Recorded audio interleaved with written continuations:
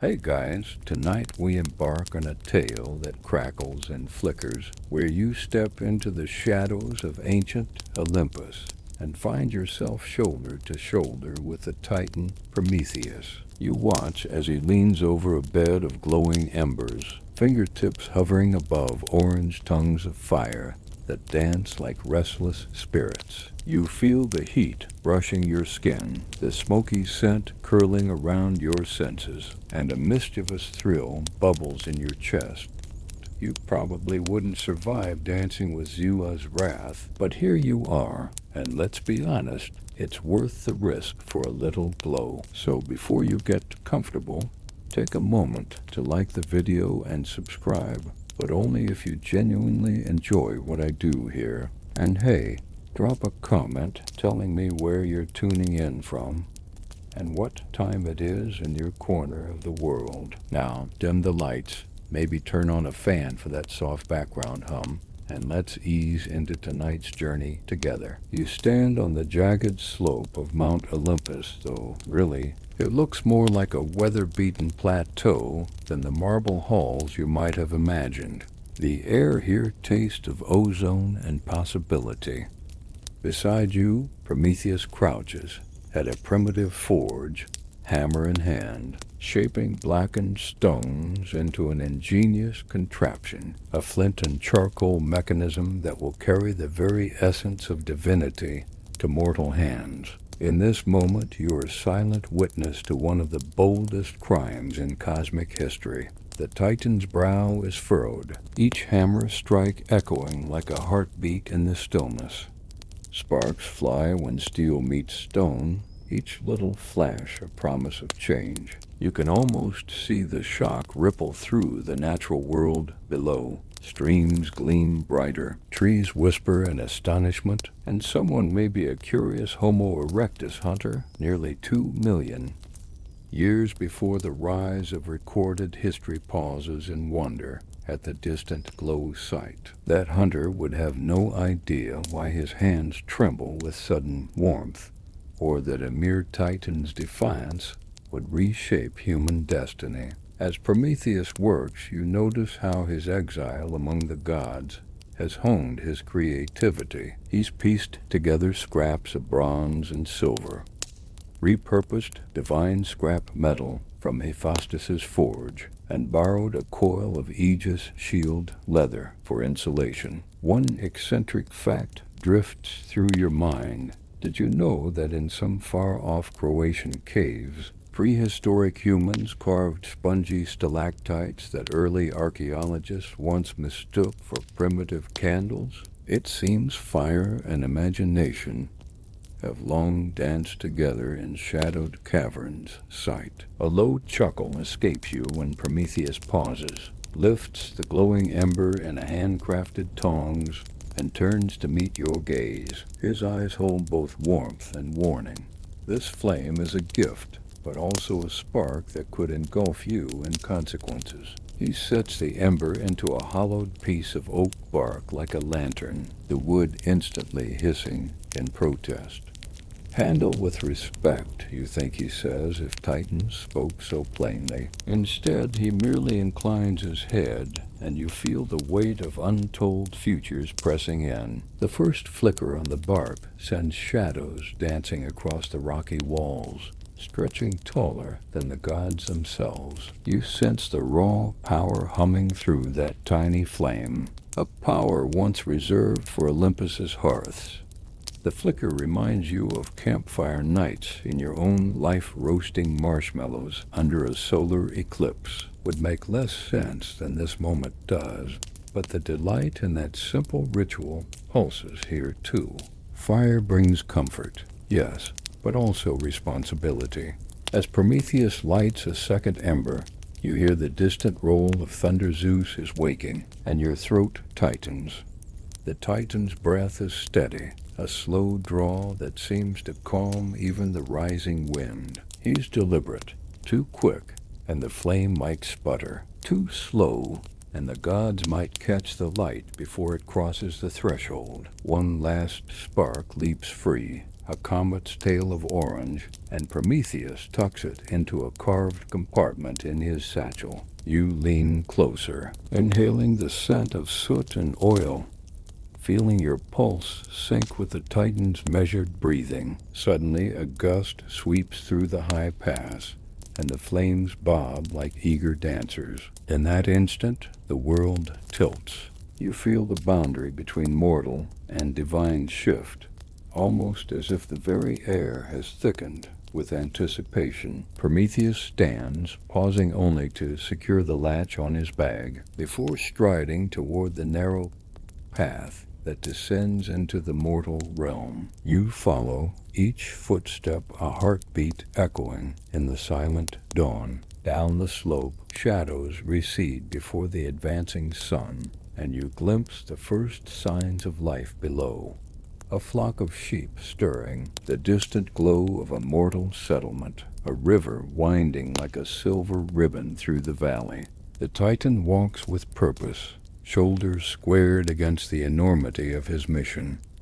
In that moment, you realize you're not merely an observer, you're a companion in this daring theft. You've chosen to stand beside him, ready to bear witness to what will surely be remembered as both humanity's brightest triumph and its God's darkest outrage. You pause at the cliff's edge, feeling the wind's chill and the warmth of the hidden embers pulsing at your side. Prometheus turns, offering a small, knowing smile.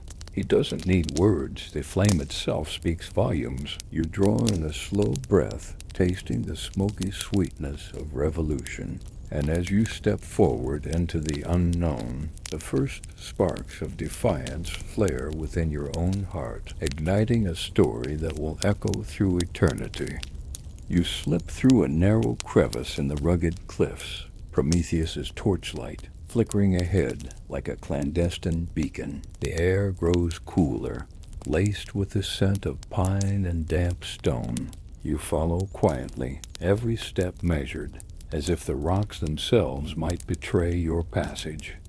Prometheus moves with the grace of someone who's spent centuries weaving through divine holes. Unseen a skill he's perfected since defying Zeus himself. As you ascend a winding path carved by wind and rain, you pass ancient olive trees bent by time, their silver-green leaves whispering secrets of countless generations. You recall that olive oil was once used by Greek athletes to anoint themselves before competition, a ritual that added both sheen and protection to their skin. The memory floats through your mind like a soothing lullaby of bygone games, reminding you that even the greatest feats begin with small traditions. Higher up, the path widens into a rocky terrace overlooking Olympus's grand entrances. There, two colossal marble pillars rise like silent sentinels, their fluted shafts etched with concentric patterns. Prometheus pauses, scanning the perimeter. You hear distant laughter, perhaps a banquet in full swing, and the occasional clang of a lyre, strings plucked by an unseen hand. The gods entertain themselves here every evening, oblivious to the world below. Your heart hammers as Prometheus lifts a finger.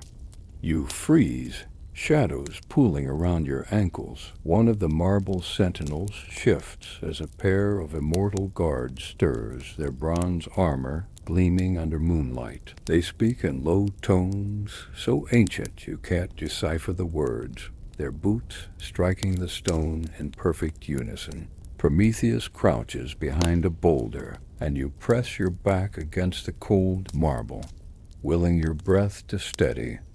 A soft breeze carries the guard's cologne, something aromatic, with hints of myrrh and cedar. It's oddly comforting, like the cologne your grandfather used on special occasions, making you wonder if gods have their own family traditions. The guards finish their patrol and move on without a second glance, leaving you blinking in the dim glow. Prometheus exhales, and you swear you can feel the tension drain from your muscles. Ahead lies the main gate, an archway carved from living rock, its keystone shaped like a thunderbolt. Ancient runes snake along its curve, warning intruders of Zeus's wrath. Prometheus reaches into his tunic and produces a thin silver rod engraved with symbols. This device, he murmurs without words, will disable the gate's arcane lock, Hephaestus's handiwork, repurposed for tonight's daring.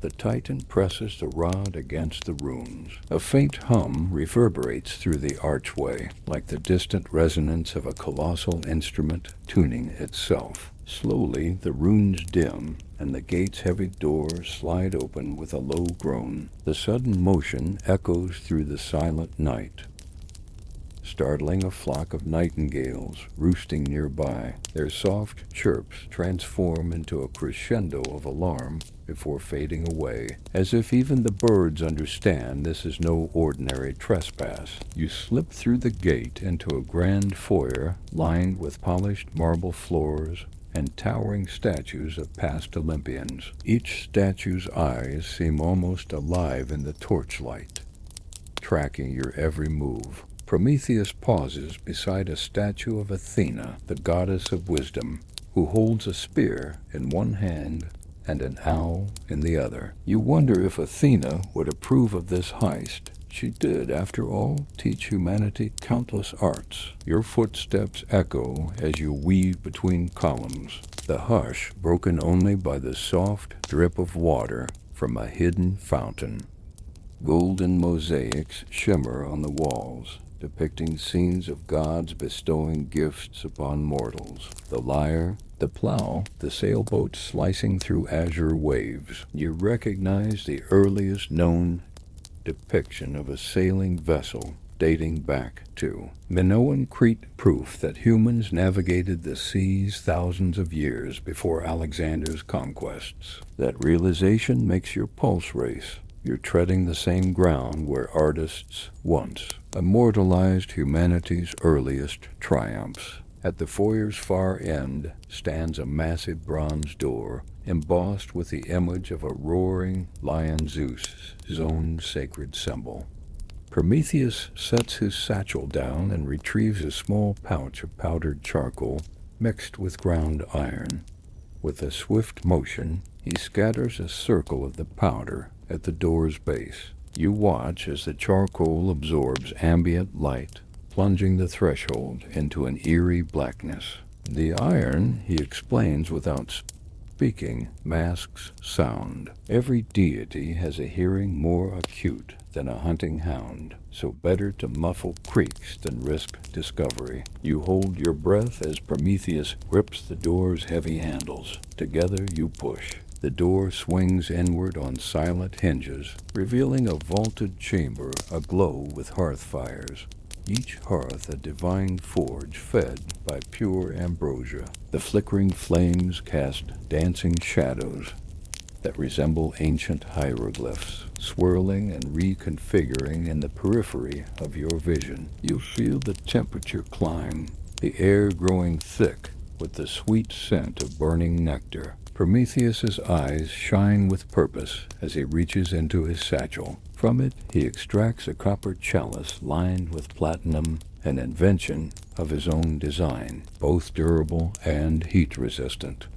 He extends it toward the nearest hearth, tilting it just enough to capture a small flicker of fire. The flame leaps into the chalice, contained but vibrant, as if eager to taste the mortal world.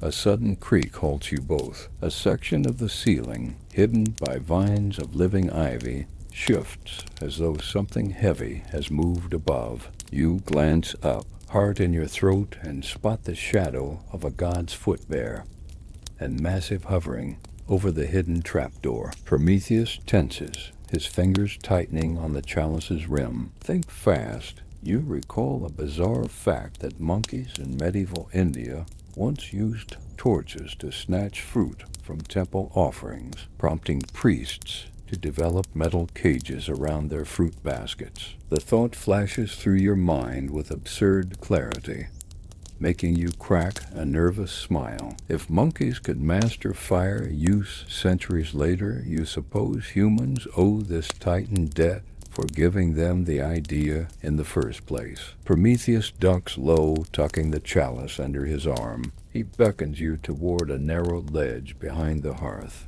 You squeeze through just as the trapdoor above slams shut with an invisible thud.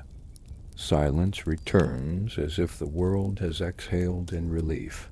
The priests, gods above, suspect nothing. You exhale, tasting the metallic tang of adrenaline. Prometheus glances at you, a silent question in his gaze. Ready for the descent? You nod, feeling the weight of the chalice press against your side. It's more than stolen fire. It's hope, defiance, and possibility bound in molten light. Together you retrace your steps through the labyrinthine corridors, each turn feeling heavier now that you carry the divine spark. The open gate looms ahead, a gateway back to mortality. You pass the marble sentinels who stand as immovable as before, oblivious to the precious cargo slipping past them. At the crevice in the cliff, Prometheus sets the chalice on a flat stone. He removes the lid, a simple oak disc, and you witness the flame swirl within, casting a golden halo across his chiseled features. His expression is solemn, almost reverent. You realize this moment is more than theft. It's a gift wrapped in rebellion. Prometheus offers you a torch fashioned from the same sacrificial charcoal. You lift it, feeling a gentle warmth seep through the cedar handle into your palm. The flame dances along the wick, a living thing you're now responsible for. You nod in acknowledgement, sharing a silent vow to protect this spark. With the torch in hand and the chalice safely stowed, you follow Prometheus down the narrow path toward the mortal world. Each step echoes destiny beneath your boots. As you disappear into the night, the hidden gate closes behind you, sealing your secret in the hushed halls of Olympus. You exhale the cool night air, tasting of pine and promise. Beside you, the flame flickers, eager to illuminate the world below. Together you descend into history, carrying the stolen fire that will ignite human progress. You emerge from the rocky crevice into a world that feels both familiar and entirely transformed. The torch in your hand bathes the path ahead in a gentle amber glow, illuminating the rough-hewn stones and low-hanging boughs of olive and oak. Every exhale sends tiny puffs of vapor drifting into the night air, and you taste the crisp promise of something new. Behind you, Prometheus carries the bronze chalice, its flame pulsing like a heartbeat against his hip. You follow him down the slope into a small settlement nestled in a sheltered valley, simple huts of wattle and daub ringed by a low palisade of sharpened logs. Smoke rises lazily from a central fire pit where families huddle for warmth. You can almost hear the unspoken yearning in their quiet gathering, a hunger for comfort kindled by a little bit of light. As you approach, the villagers freeze, eyes wide in awe and disbelief at the single torch flickering in the night. You feel their astonishment reverberate through the torch's warmth, as though they recognize it as something sacred. Prometheus steps forward, raising a hand to quiet the murmurs. You feel his resolve echo through your own spine. He dips the torch into the chalice, then gently transfers a small spark into the central pit. The dry twigs hissing to life crackle under the new flame, sending sparks into the air like fireflies dancing in slow motion. A hush falls over the crowd, broken only by the soft pop of resin and the low sigh of the first real fire their people have ever seen. You move among them, offering the torch for each family to light their own hearth. A woman clad in simple linen reaches out with reverent fingers, eyes shimmering. As she lifts the torch, her husband shows you their clay amphora, ready to receive oil once they learn to press it. Nearby, children press their faces to the light, wide-eyed and chattering in a language you've only just begun to understand. The warmth washes over your skin, and you feel a deep, resonant stirring. This gift is more than warmth. It is civilization itself. Somewhere in the back of your mind, a memory surfaces of reading that the first Olympic Games were held in 776 BC, when athletes competed barefoot in the Stadian race, running nearly 200 meters to honor Zeus. Those early contests celebrated strength, skill, and communal effort, the same qualities this fire will ignite in their descendants. You smile to yourself, imagining an Iron Age runner passing a torch much like yours in a nascent relay of human spirit. As you move among the villagers, you notice odd little gestures. An elder woman plucking a strand of hair and tying it into a knot around a twig before tossing it into the flames.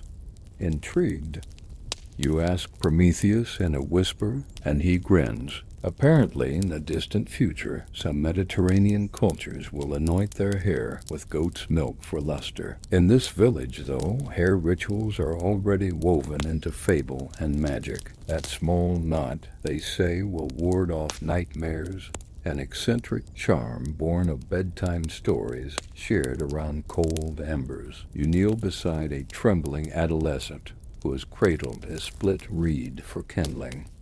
Prometheus hangs back, giving you room to offer guidance. Tilt it, you whisper, mimicking the careful angle you learned beneath Olympus's hearth. The reed ignites in a bright spit of flame, and the team lets out a joyous whoop that echoes off the valley walls. Around you, laughter begins to bubble, fragile but sincere, like the first notes of a lullaby. You almost forget the weight of the gods watching you from above. A tall man with a leather apron emerges from the hut closest to the fire pit. His hands show the rough calluses of a toolmaker, and his eyes gleam with curiosity. You realize this is the first blacksmith in the making. Years away from forging bronze plowshares or passing gossip about their neighbors, he offers you a crude iron knife, unpolished but sturdy. You hold it close to the flame, and sparks erupt where metal meets flame,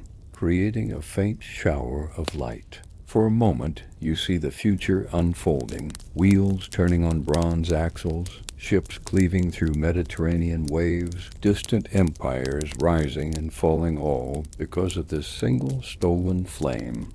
The villagers begin to speak more openly now, gestures growing bold as their confidence in the fire solidifies. A mother bakes flat loaves on a heated stone slab, a first experiment in cooking. The aroma of warm grain drifts through the air, mingling with smoke and sweat in an oddly comforting cocktail. Nearby, two friends test the fire's radiance by carving simple symbols into clay tablets, the heat turning the wet clay into permanent records. You marvel at how quickly human ingenuity responds to a spark. Prometheus stands back, leaning against a tree trunk. You catch his eye and see a mixture of pride and sorrow. He's given them a gift that will build empires, forge laws, and light ships bound for far-off lands. But he also knows the price he will pay. His chest rises and falls in a steady rhythm, and you sense a quiet determination settling in his gaze. As the fire grows, you feel the wind shift. In the distance, thunder rumbles across the mountains like a warning drumbeat. You glance toward the silhouette of Olympus, where the sky is smeared with lightning's glow. The villagers sense it too, their voices lowering in concern. yet no one dares douse the flame. The fire stands between them and the darkness, and for now, hope outweighs fear. You step forward, placing a hand on the central log. The heat pulses through your palm in a steady wave, and you concentrate on that warmth, letting it weave into every nerve ending. It is a tangible reminder of everything you've come to stand for tonight: rebellion, progress, unity. You turn to the villagers and speak softly. Protect this flame. Teach your children its warmth. Let it guide you through cold nights and dark times. Their nods are solemn, an unspoken pact forming between mortal and divine. Night deepens, and the stars above shine with a clarity you've never seen. Constellations wheel overhead, and you recognize the figure of Orion, his belt 3 perfect stars in a row. In a few thousand years, sailors will steer by his light, trusting an arrangement of cosmic diamonds, just as these villagers trust the golden spark they now guard. You extinguish your torch carefully, dipping the flame into a hollowed gourd filled with oil, seasoned to preserve embers. Prometheus kneels beside you, helping secure the lid. Together you seal away the fire until it is ready to spread further, like a seed sleeping till spring. The chalice in his hand seems almost empty now, but the logs burn steadily, casting a serene glow. Before you depart, the toolmaker steps forward, pressing a small iron ring into your palm.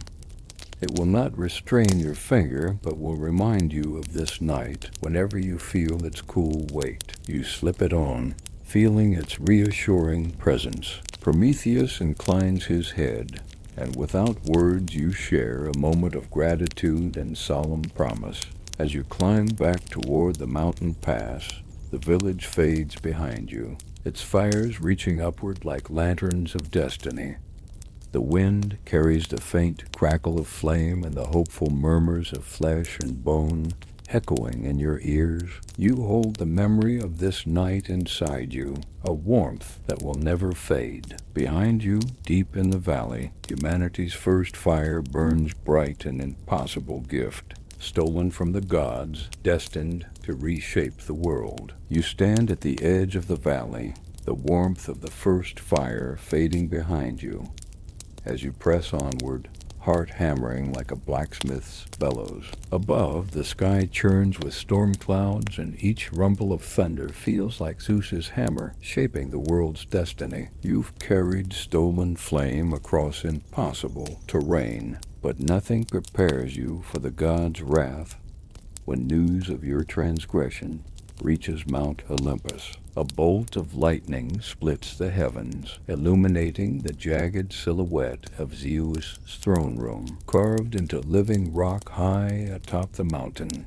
You sense the air vibrate with divine power. Even the wind seems to quiver in anticipation. With Prometheus by your side, you move through the storm's eye, every breath a gust of charged particles that crackle on your tongue. It is here, at the crossroads of rebellion and retribution, that you feel the full weight of Zeus's fury. Prometheus halts at an ancient stone doorway etched with swirling patterns that mimic lightning itself. These carvings date back to the Mycenaean era, more than 3 millennia before, when palace walls were adorned with spirals and spirited creatures to ward off evil. Those archaic artists could scarcely have imagined their symbols would one day herald a god's condemnation. Prometheus places a hand on the cool stone, and you follow suit, feeling the tremors of divine energy pulsing beneath your fingertips. Without a word, he presses a hidden lever, unveiling a hidden stair whose steps ascend into a fierce gale. The stairway is slick with rain, each footfall a perilous gamble. You clutch the rough-hewn railing, its surface grooved by centuries of use, recalling that early Greek sailors used carved wooden handrails to scramble aboard ships during rough seas. The memory jogs a grin. Humans have always found ways to steady themselves when the world turns tumultuous. As you climb, the air grows thinner and frothier, charged with ozone. You glimpse fleeting shapes in the clouds, immortal sentinels darting back and forth, trailing robes of storm. Each step you take feels heavier, as though the mountain itself protests your ascent. Prometheus leads with steadiness, his long strides unwavering despite the storm's fury. You match his pace, mind racing with the knowledge that every moment up here risks attracting Zeus's full attention. At the top, you emerge onto a vast terrace carved from a single slab of cloud-scoured rock. Here, the wind screams in your ears, whipping your hair into a wild halo. In the center stands Zeus' dais, a throne hewn from dark marble, veined with silver, its back shaped like a thunderbolt. The dais is flanked by roaring braziers that feed on lightning itself, their flames dancing with blue-white intensity. You catch a glimpse of the braziers' metalwork, and you recall that men-known metalworkers once alloyed copper with arsenic centuries before bronze became widespread. But nothing quite matches this celestial forge. Prometheus steps forward, and you follow, every muscle taut. No sooner do you cross the threshold than the braziers flare higher, as if announcing your presence. The storm's roar crescendos, and a voice like rolling thunder fills the air. Prometheus, it booms, each syllable a jagged shard of sound that jabs at your ribs. You strain to see Zeus, whose presence is hinted at by a towering silhouette behind the throne, clad in robes darker than storm clouds and outlined by bolts of lightning that fracture the sky. The Titan kneels, hands bound by invisible chains of divine energy. You sense the chain's power, a magic so ancient it predates the first human thought. Prometheus's expression is calm, though you know his heart shakes with every flash of light. You recall that the first known democracies in ancient Greece would allow citizens to vote on punishment for criminals. Yet here stands a Titan subjected to punishment by divine decree, with no vote in sight. As Zeus descends the steps toward Prometheus, each footfall echoes like a drumbeat of doom. You feel the shock wave in your chest, as though you're standing too close to a warship's cannon. The god's eyes blaze with incandescent fury, twin storms within storms. His gaze sweeps over you, and you shrink back, the stolen torch feeling suddenly fragile in your hand. You catch sight of a curious adornment on his wrist, a bracelet of spun gold set with feathers plucked from the wings of the mythical phoenix. No one knows exactly where those feathers came from, but rumor whispers that they regenerate survivors of divine wrath, a parallel to the fire that keeps renewing itself in unsuspecting hearths. Zeus raises his hand and the sky answers. A lightning bolt arcs from his fingertips, striking the marble dais with a thunderclap that sends shards of glowing crystal raining down. The crystal fractures into multicolored sparks that dance in the air before vanishing like dying stars. You blink through the after images, acutely aware of your own breath catching in your throat. Prometheus remains unmoved, though you can sense him bracing for what comes next. I granted you gifts. Zeus's voice reverberates through the terrace, and in your arrogance you dared steal what belongs to the gods. The air trembles, as if even the rocks fear to remain still. For this you shall atone for eternity. You strain to catch the words, imagining him recounting the benefits of fire civilization's spark, warmth against the cold, light in darkness. Yet his tone is peaceful, almost tender, as if he hopes to appeal to any remnants of compassion in Zeus's storm-forged heart. Zeus sneers, a lightning-twisted curl of contempt. With a gesture, he summons chains of living lightning that snake across the terrace like electric serpents. The chains coil around Prometheus's wrists and ankles, binding him to a massive pillar carved into the shape of a mountain peak. Each bolt of lightning that forms the chain crackles with raw power, illuminating the cracks in the marble beneath, searing them with divine heat. You watch, horrified, as Zeus conjures a massive eagle from the tempest above, a creature whose wingspan eclipses the moon and whose eyes glow with primordial hunger. You realize this is no ordinary bird, but an embodiment of divine vengeance, forged in the heart of storms. As the eagle screeches and dives toward Prometheus, you feel the wind change, shifting from roaring gale to barely a whisper, as if the world holds its breath. Before the eagle strikes, Zeus turns his gaze to you. "Mortal," he booms, "know your place." The wind intensifies again, pushing you to your knees. You clutch the torch, its flame flickering violently under the tempest's assault. You taste rain and ash on the wind, a reminder that even the purest gifts can be corrupted by wrath. Then, with a final crack of thunder, the eagle's talons sink into Prometheus's flesh. You flinch, though the pain is his alone to bear. The Titan does not scream. Instead, he inhales deeply, as if gathering the strength of every ember he has ever kindled. The eagle tears at his side, and again Prometheus remains silent, stoic in his endurance. You realize you are trembling, every fiber of your being recoiling from the sight. But beneath the fear, a spark of something else flickers defiance. If Prometheus can bear this torment without breaking, you too can stand. You lift your gaze to Zeus' throne, the Storm King's face carved from cloud shadows, and you whisper under your breath, "Never again will I cower before the will of those who hoard light." Each step a silent vow to honor his sacrifice. Above, the storm begins to ebb, as though the heavens themselves are uncertain whether to continue their wrath. You stand beside Prometheus, torch raised high, flame undimmed by the tempest.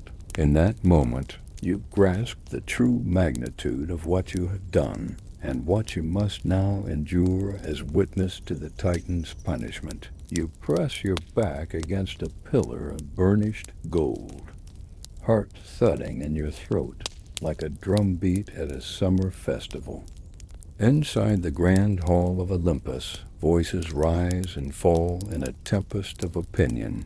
You can almost taste the tension on the air, an intoxicating blend of ambrosia sweetness and ozone, crackle that reminds you of standing too close to a lightning rod during a storm. As Prometheus's stolen flame lingers against your side, you strain to catch every word, every nuance of the debate over his fate. At the center of the chamber sits a semicircular dais where the gods assemble, much like the Athenian Council of 500 met each year to debate the laws of the city. Tonight, however, the stakes are far higher than any mortal lawgiver could imagine. Zeus's throne looms above them, the dark marble veined with silver flashes that mirror the lightning bolt in his hand. Hera, draped in peacock blue robes that shimmer with every breath, leans forward, eyes alight with indignation.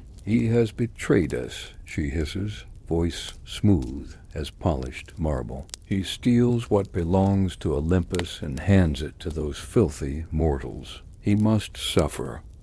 You feel a jolt. Hera's rage is hotter than any flame you carry. Yet beside her, Apollo's countenance is conflicted, sunlight and shadow playing across his cheekbones. Punishment, yes, he agrees, but would eternal torment for one noble act not verge on cruelty? After all, without fire, humanity would still be shivering in dark caves. His voice carries the warmth of dawn, soothing yet insistent, and you find yourself leaning closer, caught between outrage and reluctant admiration.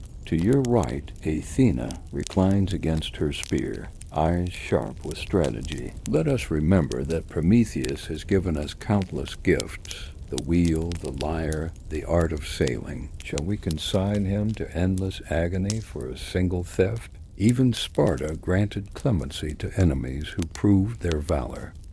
Her words cut through the clamor like a well-honed blade, and you picture the disciplined councils of Sparta, where kings and ephors weighed matters of state with icy precision. A ripple of murmurs sweeps the chamber. Poseidon, trident in hand, splashes his fury into the debate. His defiance echoes through the sea's depths.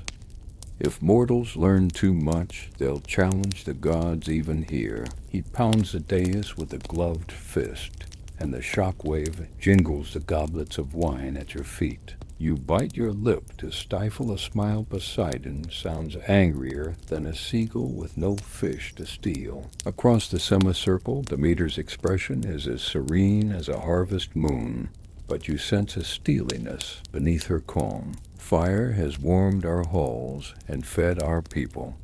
Through it they bake bread and celebrate life. We owe him gratitude, not endless retribution. You imagine summer fields rippling with grain, the scent of freshly baked loaves drifting on the wind. Her words wash over you like a gentle breeze, coaxing you to hope. Hestia, ever the hearth-keeper, offers only a soft nod, hands folded in her lap. Her silence is weighty. She represents the sacred flame that burns at every temple and home, never allowed to die.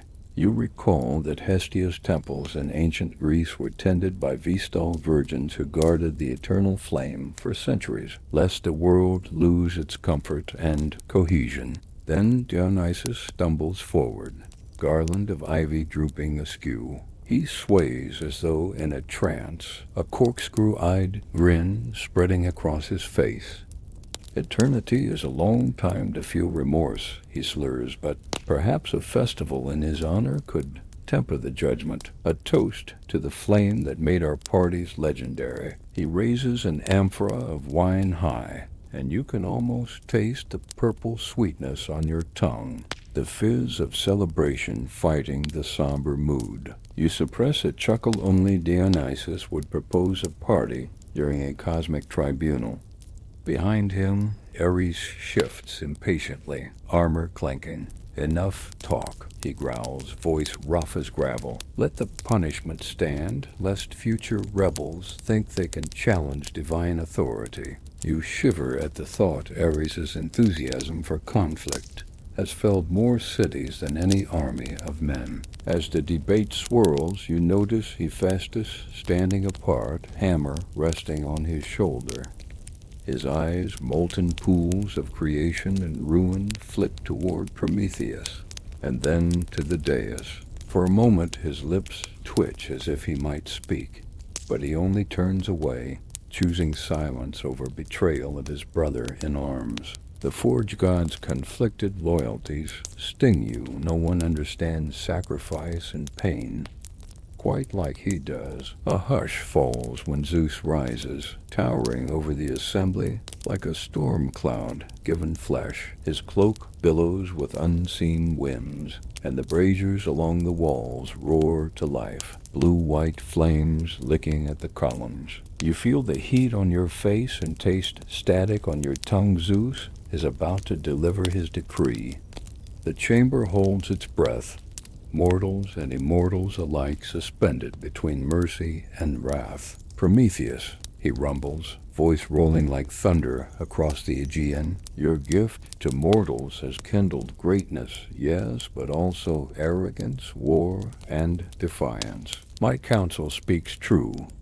You have overstepped. He pauses, the storm in his gaze flickering with an unspoken memory, perhaps, of Prometheus, middling among the other Titans before the cosmos was settled. You wonder if envy plays a part in his anger. Zeus's glare sweeps the council, yet some among you plead for clemency. He turns toward Athena and Demeter, then hesitates. I will temper justice with purpose. Prometheus shall remain bound upon the mountain, his pain a constant warning. But I will limit the eagle's feast once each day, no more, and the wound shall heal each night. His concession echoes through the hall like a cracked bell. You grasp at the edge of the pillar, relief and sorrow knotting in your chest. At once Athena exhales softly, her spear lowering. Demeter offers a small smile that softens her harvest gold robes. Apollo nods, sunbeams dancing around his hair. Even Hera, though her lips remain a thin line, inclines her head in grudging acceptance. You allow yourself a quiet exhale. Prometheus's torment will continue, but not eternally renewed in the daily brink of agony. Zeus steps back onto his dais, the storm in the hall abating as if he has turned off a valve in the sky. You sense the gods dispersing, astral drafts closing behind them. The chamber empties, leaving you alone in the hush with Prometheus's echoing chains. You step forward, carrying the torch that still burns bright against the dimmed braziers. As you reach him, he catches your eye, a flicker of gratitude in his storm-tossed gaze.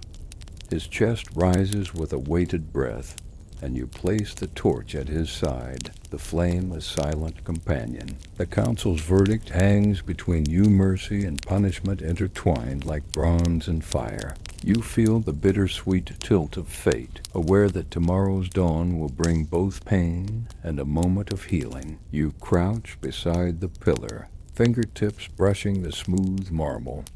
The torch's light dances across Prometheus's features, illuminating the lines carved by centuries of defiance. In that glow, you swear to yourself you will bear witness to every moment, to every ache and sigh, until the day his chains at last fall away. You stand at the base of the towering pillar where Prometheus hangs, the morning light filtering through storm-smoothed clouds to cast long shadows across the rocky ledge.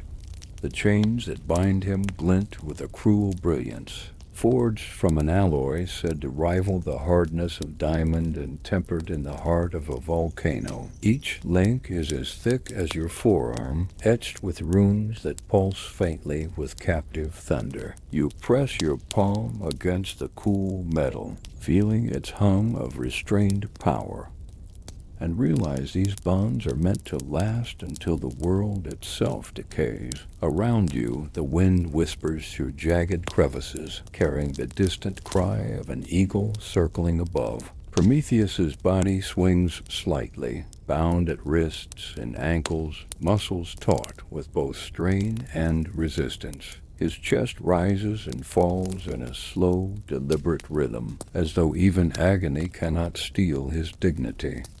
You trace the lines of sweat and soot on his skin, each one marking another day of endurance. It is here, in this crucible of pain, that the Titan's resolve becomes a lesson in unyielding courage. As you examine the chains, your mind drifts to ancient Greek prisons, where shackles were often made of bronze and locked with mechanisms so crude mortals sometimes escaped by loosening the rivets with hidden tools. But these divine bonds shrug off every attempt at resistance, refusing to yield or creak. You slip a finger along one link, marveling that no smith mortal or divine could ever hope to break them. This chain is as absolute as Zeus's decree. You crouch low, positioning your torch so its flame dances across Prometheus's face. The light outlines the determination etched into his features. High cheekbones set in defiance, eyes unbowed, though shadowed by pain. He meets your gaze and offers a small nod, a gesture that speaks volumes of gratitude and trust. You realize your role here is not to save him by force, but to bear witness, to ensure his suffering does not slip into obscurity. Reaching into your pack, you retrieve a length of leather cord and a small iron ring. Mortals in far-off lands will one day wear iron rings as tokens of loyalty and memory.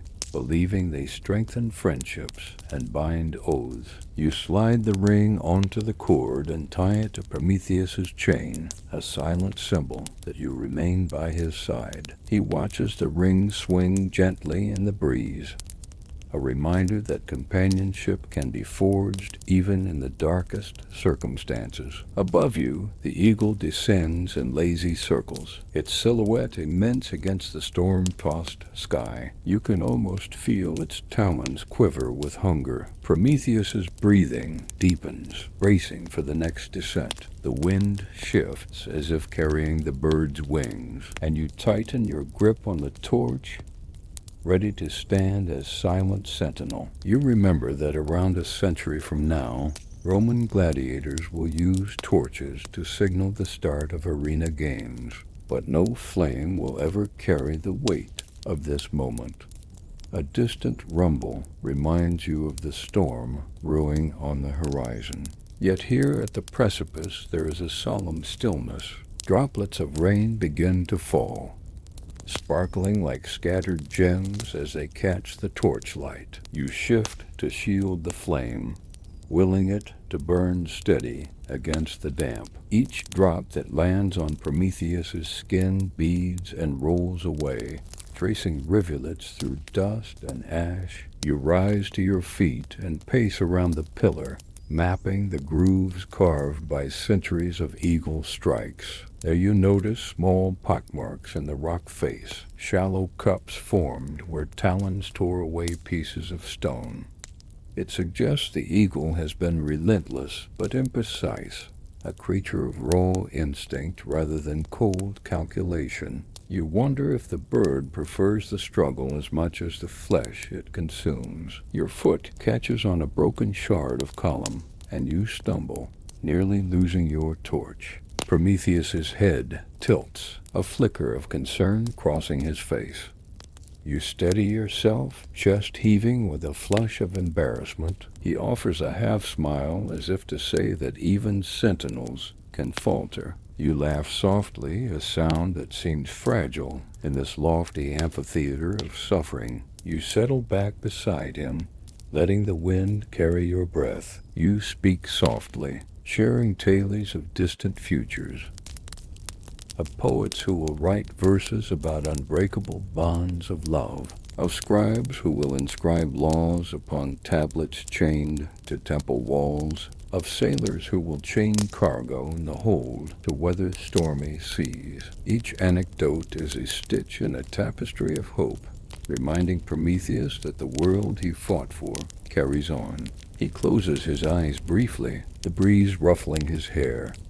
You sense him listening, drawing strength from your voice. For a moment the blistering torment recedes, replaced by the simple warmth of shared stories. The eagle's cry pierces the air once more, and you pause, heart quickening. Prometheus's chest tenses, ready for the onslaught. You grip the leather cord connecting you, as if it anchors you both. At that moment, you realize that chain will hold you here, bound to the Titan's fate. You choose to remain, silently vowing to stay until the last echo of his ordeal fades. The torchlight brightens as you draw a slow breath, feeling its warmth flow into your fingertips.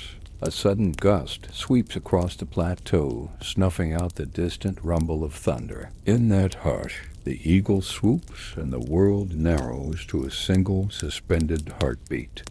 Talons outstretched, it descends toward Prometheus's side. You tense, torch raised like a beacon of defiance. Then, as if sensing your resolve, the eagle's trajectory wavers. It veers at the last moment, talons skimming the Titan's arm instead of sinking in. The creature emits a frustrated cry and ascends in spirals, testing the boundaries of the storm above.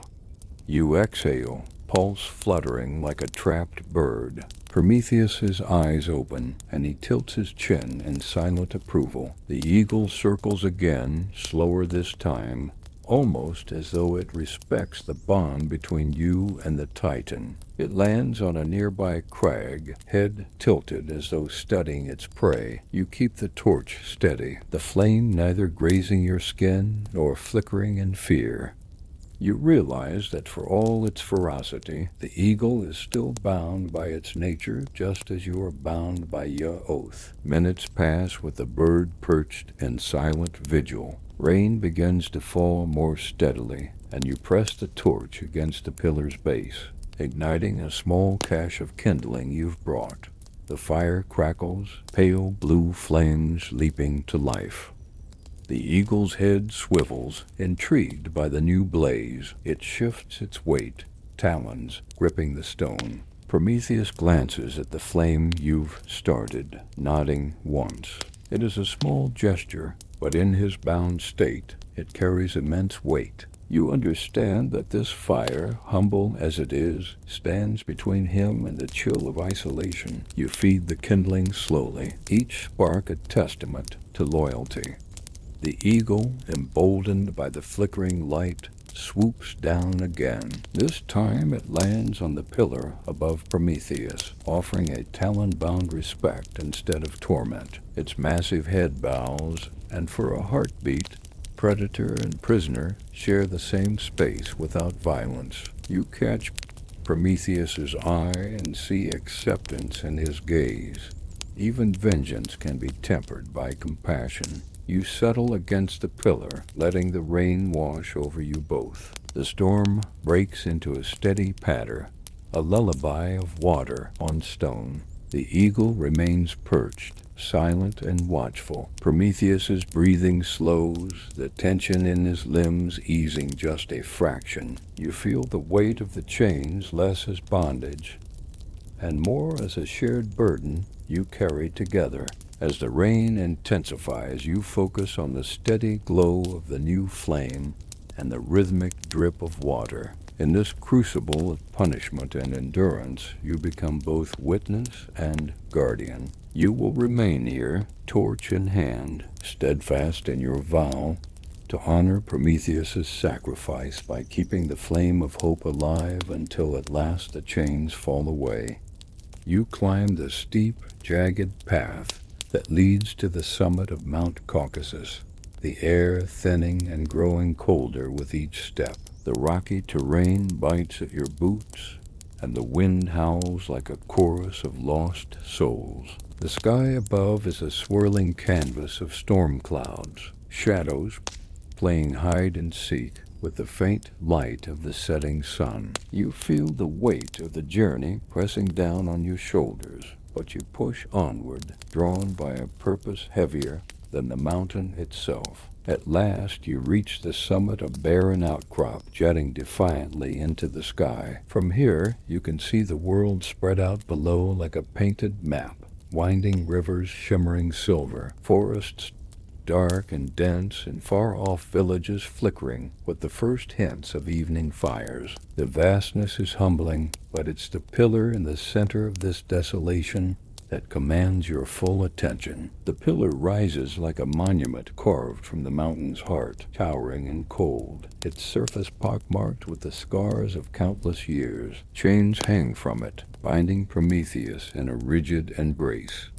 His figure is stark against the storm-washed stone, muscles taut with a tension born of endless torment. Despite the exhaustion that must weigh on him, his eyes burn with a steady fire, one that refuses to be extinguished. You step closer, the crunch of gravel underfoot sharp in the quiet air. The chill seeps through your clothes, and you wrap your arms around yourself, but your focus remains fixed on Prometheus. The eagle circles high above, a dark silhouette against the stormy sky, its piercing cry a reminder of the punishment that is yet to come. The Titan's voice, rough from years of strain, breaks the silence. He speaks not in anger, but in a quiet cadence, words that seem to rise from the depths of suffering and hope intertwined. You lean in, catching fragments of his vow to endure, to resist, to hold the flame aloft for humanity, no matter the cost. The weight of his commitment settles on your shoulders, and you feel the stirrings of something fierce within yourself. Loyalty, born from witnessing such unyielding courage. The air shifts suddenly, a gust tearing through the summit, whipping your hair into wild strands and carrying the scent of rain and earth. You tighten your grip on the torch, its flame wavering but alive. The eagle descends swiftly, talons extended like sharpened blades. You brace yourself, heart hammering as it strikes with relentless force. Prometheus does not flinch. The eagle's talons tear into his side, and you watch the grimace flicker across his face. A flash of pain, quickly masked by steely resolve. Blood, bright and vivid against his skin, stains the chains, and the cries of the eagle echo off the mountain walls like a grim symphony. Time seems to slow. You feel every drop of blood, every gasp of breath, as if they belong to you. Yet beneath the torment, there is a profound stillness, a silence that speaks louder than any scream. Prometheus's eyes meet yours, and in them you find an unspoken promise. The fire you carry is not just light, but defiance itself. The eagle retreats, wings beating a thunderous rhythm, circling back to the storm-churned sky. You exhale shakily, hands trembling as you steady the torch. The fire flickers against the darkening clouds, a fragile beacon in the vast wilderness. You glance at Prometheus, whose body sways with exhaustion, but whose spirit remains unbroken. As the first raindrops begin to fall, you shield the flame, willing it to hold against the coming storm. You realize this moment, harsh and brutal, is both an ending and a beginning. The punishment may be eternal, but so too is the spark of rebellion, burning brighter with every passing day. You settle beside the pillar, the cold stone biting through your clothes. The rain falls steadily now, washing over the mountain and mingling with the blood and tears that have soaked into the earth. The eagle's cries fade into the distance, replaced by the soft murmur of the wind through the rocks. In the quiet that follows, you find yourself humming a tune soft and steady, a lullaby of endurance and hope. The flame in your hand dances in response, casting flickering shadows that play across the Titan's scarred skin. You close your eyes briefly, letting the sounds and sensations wash over you, grounding you in this moment of shared suffering and solidarity. You know that you will return here day after day, bound by an invisible chain to the Titan's fate. Together you will bear witness to the punishment, sharing in the pain and the hope. And when the dawn finally breaks, it will carry with it the promise of release and renewal. For now you hold the flame, steady against the storm, a quiet guardian on the summit of Mount Caucasus. You crouch on the cold stone ledge, the torch's flickering flame throwing dancing shadows against the jagged cliffs. Above you, the eagle swoops again, its massive wings cutting through the chill mountain air with a whoosh that sends a shiver down your spine. The bird's eyes gleam with hunger and ancient purpose, and you can almost hear the beating of its wings echoing like thunderclaps in your chest. You steel yourself, knowing this ritual will repeat endlessly, one bite, one flight, one cycle of torment that will stretch across eternity. The eagle descends with brutal grace, talons extended like knives honed on a forge of storms. Its feathers ripple with a dark iridescence, each plume shimmering with hints of storm clouds and midnight. You catch a faint scent sharp and metallic, like rain on hot iron rising from the beast, a reminder that this is no ordinary bird, but a creature born of divine vengeance. You grip your torch tighter, flame dancing wildly in the wind, a fragile barrier between you and the oncoming tempest. As the eagle's talons tear into Prometheus's flesh, you flinch instinctively, heart-wrenching with a mix of helplessness and fierce loyalty. Yet the Titan does not cry out.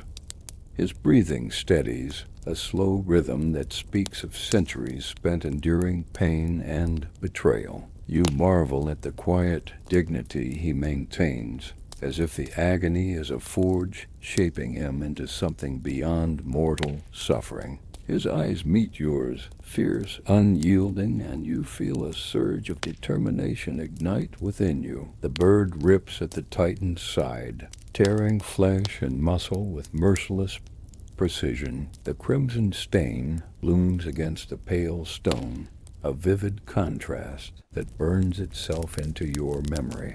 You want to scream, to intervene, but you know this is a punishment set by gods and fates beyond your reach. Instead, you stand witness, torch held high like a beacon of solidarity in the vast wilderness. After moments that stretch into lifetimes, the eagle pulls away, wings beating a furious rhythm as it ascends into the stormy sky. Its cries echo off the cliffs, a haunting melody of rage and sorrow. You watch it spiral upward, silhouette fading into the gray clouds, leaving behind a silence thick enough to drown in. Prometheus sways on his chains, chest heaving as he draws ragged breaths. You kneel beside him, offering what comfort you can attach to his bruised arm, a whispered promise that you will not abandon him. The Titan's gaze softens briefly,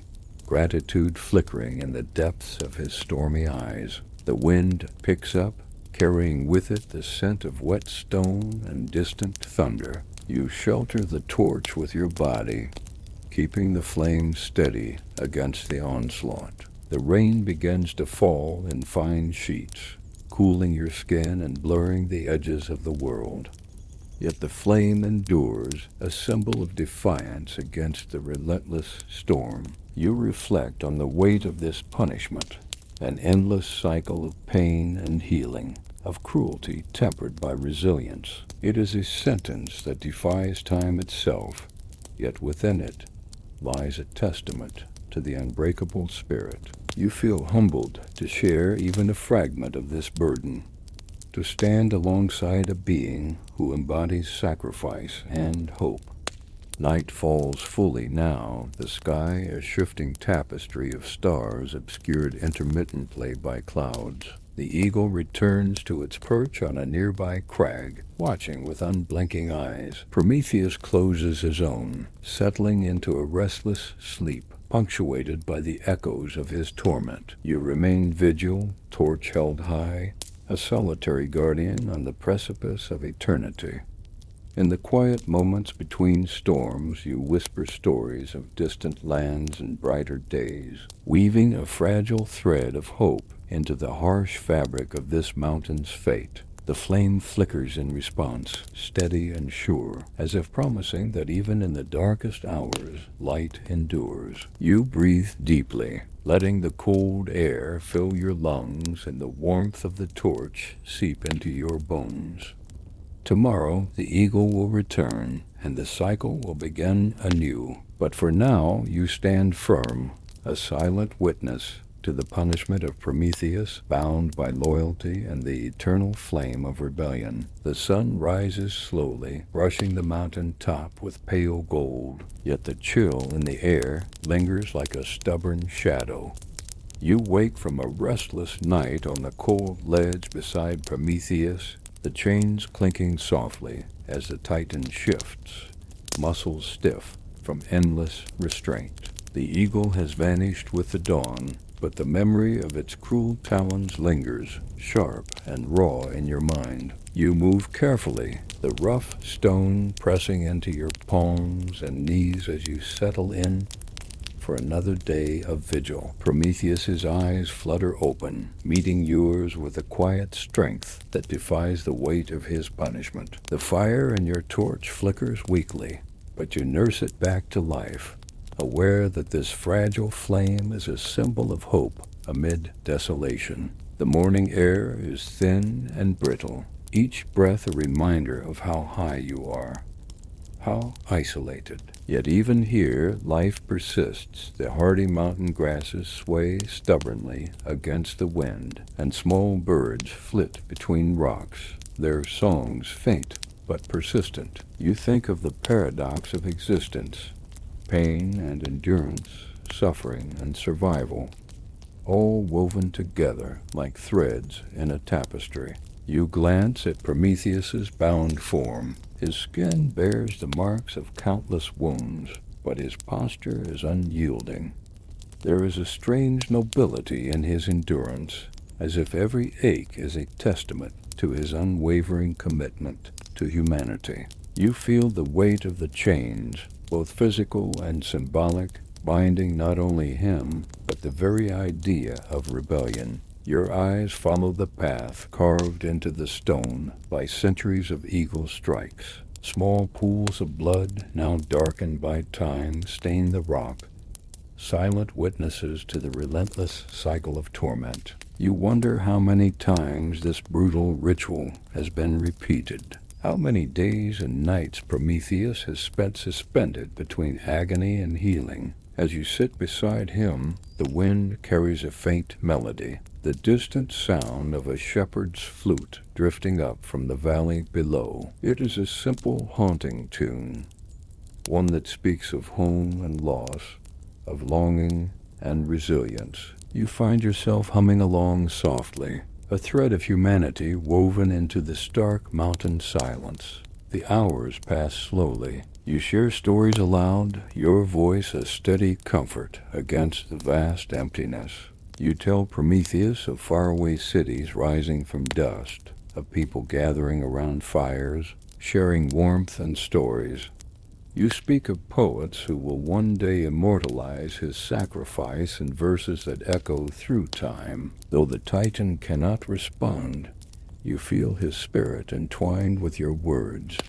A sudden movement catches your eye. The eagle returns, its massive wings casting a vast shadow over the summit. This time its approach is slower, more deliberate. It circles once, twice, and then lands on a nearby outcrop, its gaze locked on Prometheus.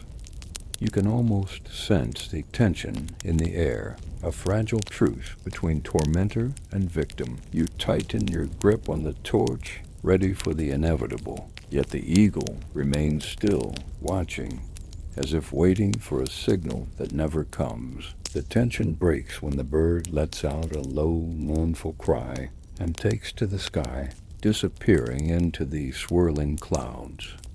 Relief floods through you, mingling with exhaustion. You glance at Prometheus, whose eyes hold a flicker of something new, perhaps a momentary peace, a brief reprieve. You allow yourself a small smile, knowing that even in endless punishment, there can be moments of grace. The day wanes, shadows lengthen, and the chill returns. You stoke the torch once more, its steady flame a beacon against the gathering dark.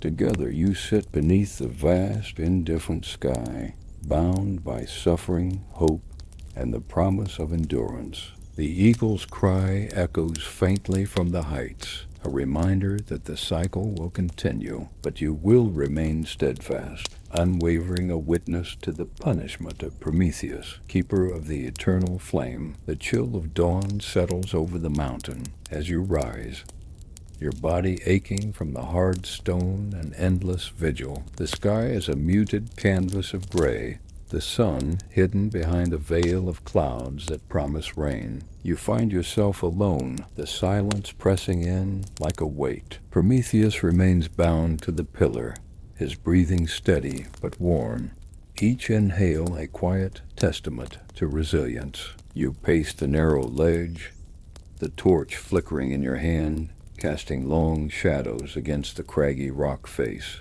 The eagle is nowhere in sight, but you know it will return. Its hunger is eternal, a cruel force that will descend without warning. You scan the horizon, searching for signs, the storm clouds swirling ominously above. Your thoughts drift to the countless souls who have heard the tale of Prometheus' heroes, poets, wanderers, all touched by the legend of defiance and sacrifice.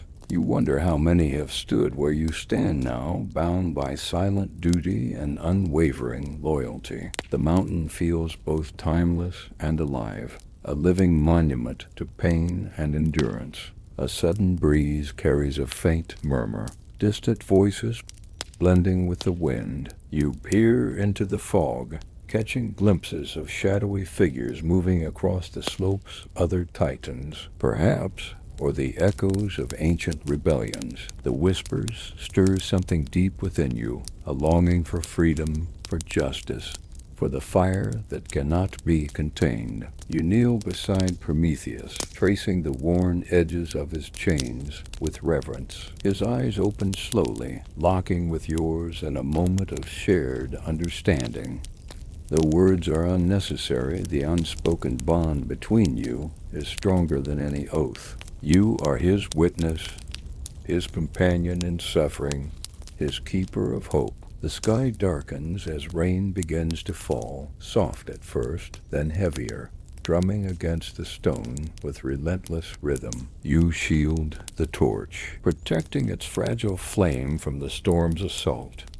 The light wavers but refuses to die, a symbol of defiance amidst the deluge. Hours pass in a quiet blur, punctuated only by the distant roll of thunder and the occasional call of a lone bird. You share stories with Prometheus dailies of distant lands, of mortals who will one day harness fire to build cities, craft art, and explore the heavens. Your voice is a balm, weaving warmth into the cold mountain air. The eagle returns with the storm's fury, diving from the darkened sky like a bolt of lightning. Its talons find their mark once more, and you wince, the pain radiating through the titan's body. Yet, through it all, Prometheus remains unbroken, his spirit forged in the fires of endless endurance. You stand guard as the eagle retreats, the storm raging around you.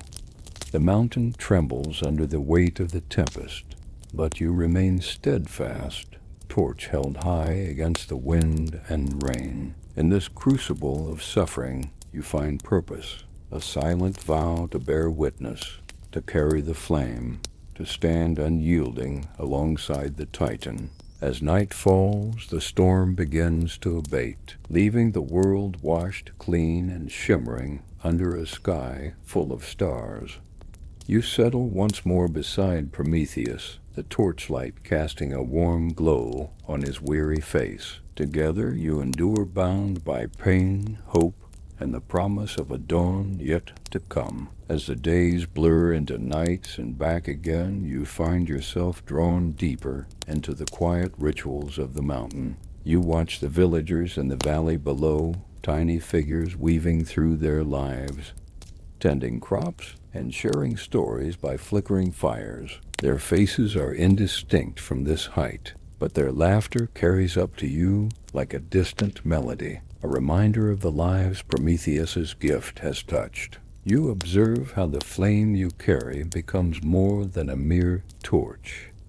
It transforms into a symbol, a pulse of life amid the harsh mountain landscape. You see how the villagers honor fire in their daily rites, lighting lamps at dawn, gathering around hearths at night, baking bread and forging tools. You realize that this stolen flame has ignited not only warmth but culture, community, and hope. Among the villagers, you notice secret ceremonies held under the cover of darkness, small gatherings where the fire's glow is reverently passed from hand to hand. These moments are charged with gratitude and a silent acknowledgement of the Titan's sacrifice. You feel the weight of this gratitude, a bridge between mortal and divine, carrying forward a legacy both fragile and unbreakable. One evening, you find yourself sitting beside a woman weaving a wreath from wildflowers, her fingers deft and sure. She tells you of stories passed down through generations, tales of a fire giver chained to a mountain, punished by the gods yet revered by mortals. Her voice is soft, tinged with awe and sorrow. You nod, understanding that Prometheus's story lives not only in the heavens, but in the hearts of those who cherish his gift. You reflect on the paradox of Prometheus's fate, a punishment meant to isolate, yet it has inspired connection. You see how the flame binds people together, igniting sparks of creativity and resilience. It fuels not just hearths, but the human spirit, sparking art, invention, and rebellion. As you watch the villagers, you notice a curious tradition. They tie small knots of straw and ribbon around their wrists and necks, believed to protect against nightmares and misfortune. The practice feels ancient, intimate, a quiet defiance against the darkness. You wonder if these customs are echoes of Prometheus's enduring influence, subtle threads woven into the fabric of human life. The mountain air grows cooler, carrying the scent of pine and earth. You breathe deeply, feeling the fire's warmth against your skin, a comforting contrast to the chill. You clutch the torch tightly, its steady flame a promise to keep watch, to honor the Titan's sacrifice, and to carry his story forward. As night descends, you join the villagers around their fires, sharing tales and songs beneath a tapestry of stars. The flame flickers, casting shadows that dance like ghosts, weaving old stories with new hopes. In this communion, you find solace, a reminder that even in punishment, there is life, connection, and the unbreakable light of defiance. Together, you and the villagers nurture the fire, a living legacy born from sacrifice, sustained by memory and destined to illuminate the paths of generations yet to come.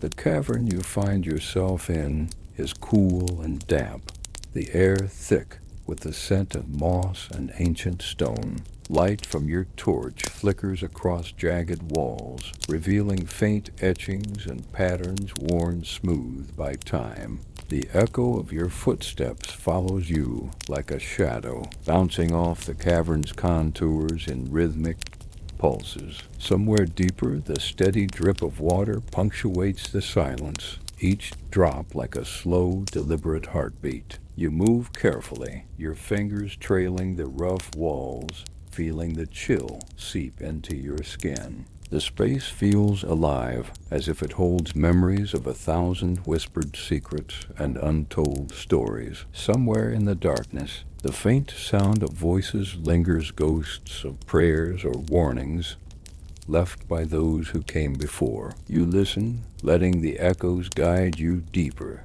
into the labyrinthine tunnels. Your torchlight catches on a series of crude markings, symbols shaped like flames and serpents entwined. They seem almost ritualistic, a language older than words, speaking of fire's power and the price it demands. You imagine early worshippers huddling here, seeking solace or strength in the stone's embrace, their flickering torches casting shadows that danced like spirits on the walls. Deeper still, the cavern widens into a hollow chamber where the air feels heavier, charged with an energy you cannot name. You pause, inhaling the dampness, feeling the weight of centuries pressing down. Somewhere in the corner, a cluster of glowing fungi casts a ghostly light, illuminating the cavern's rough ceiling and the jagged rocks below. Your footsteps stir the stillness,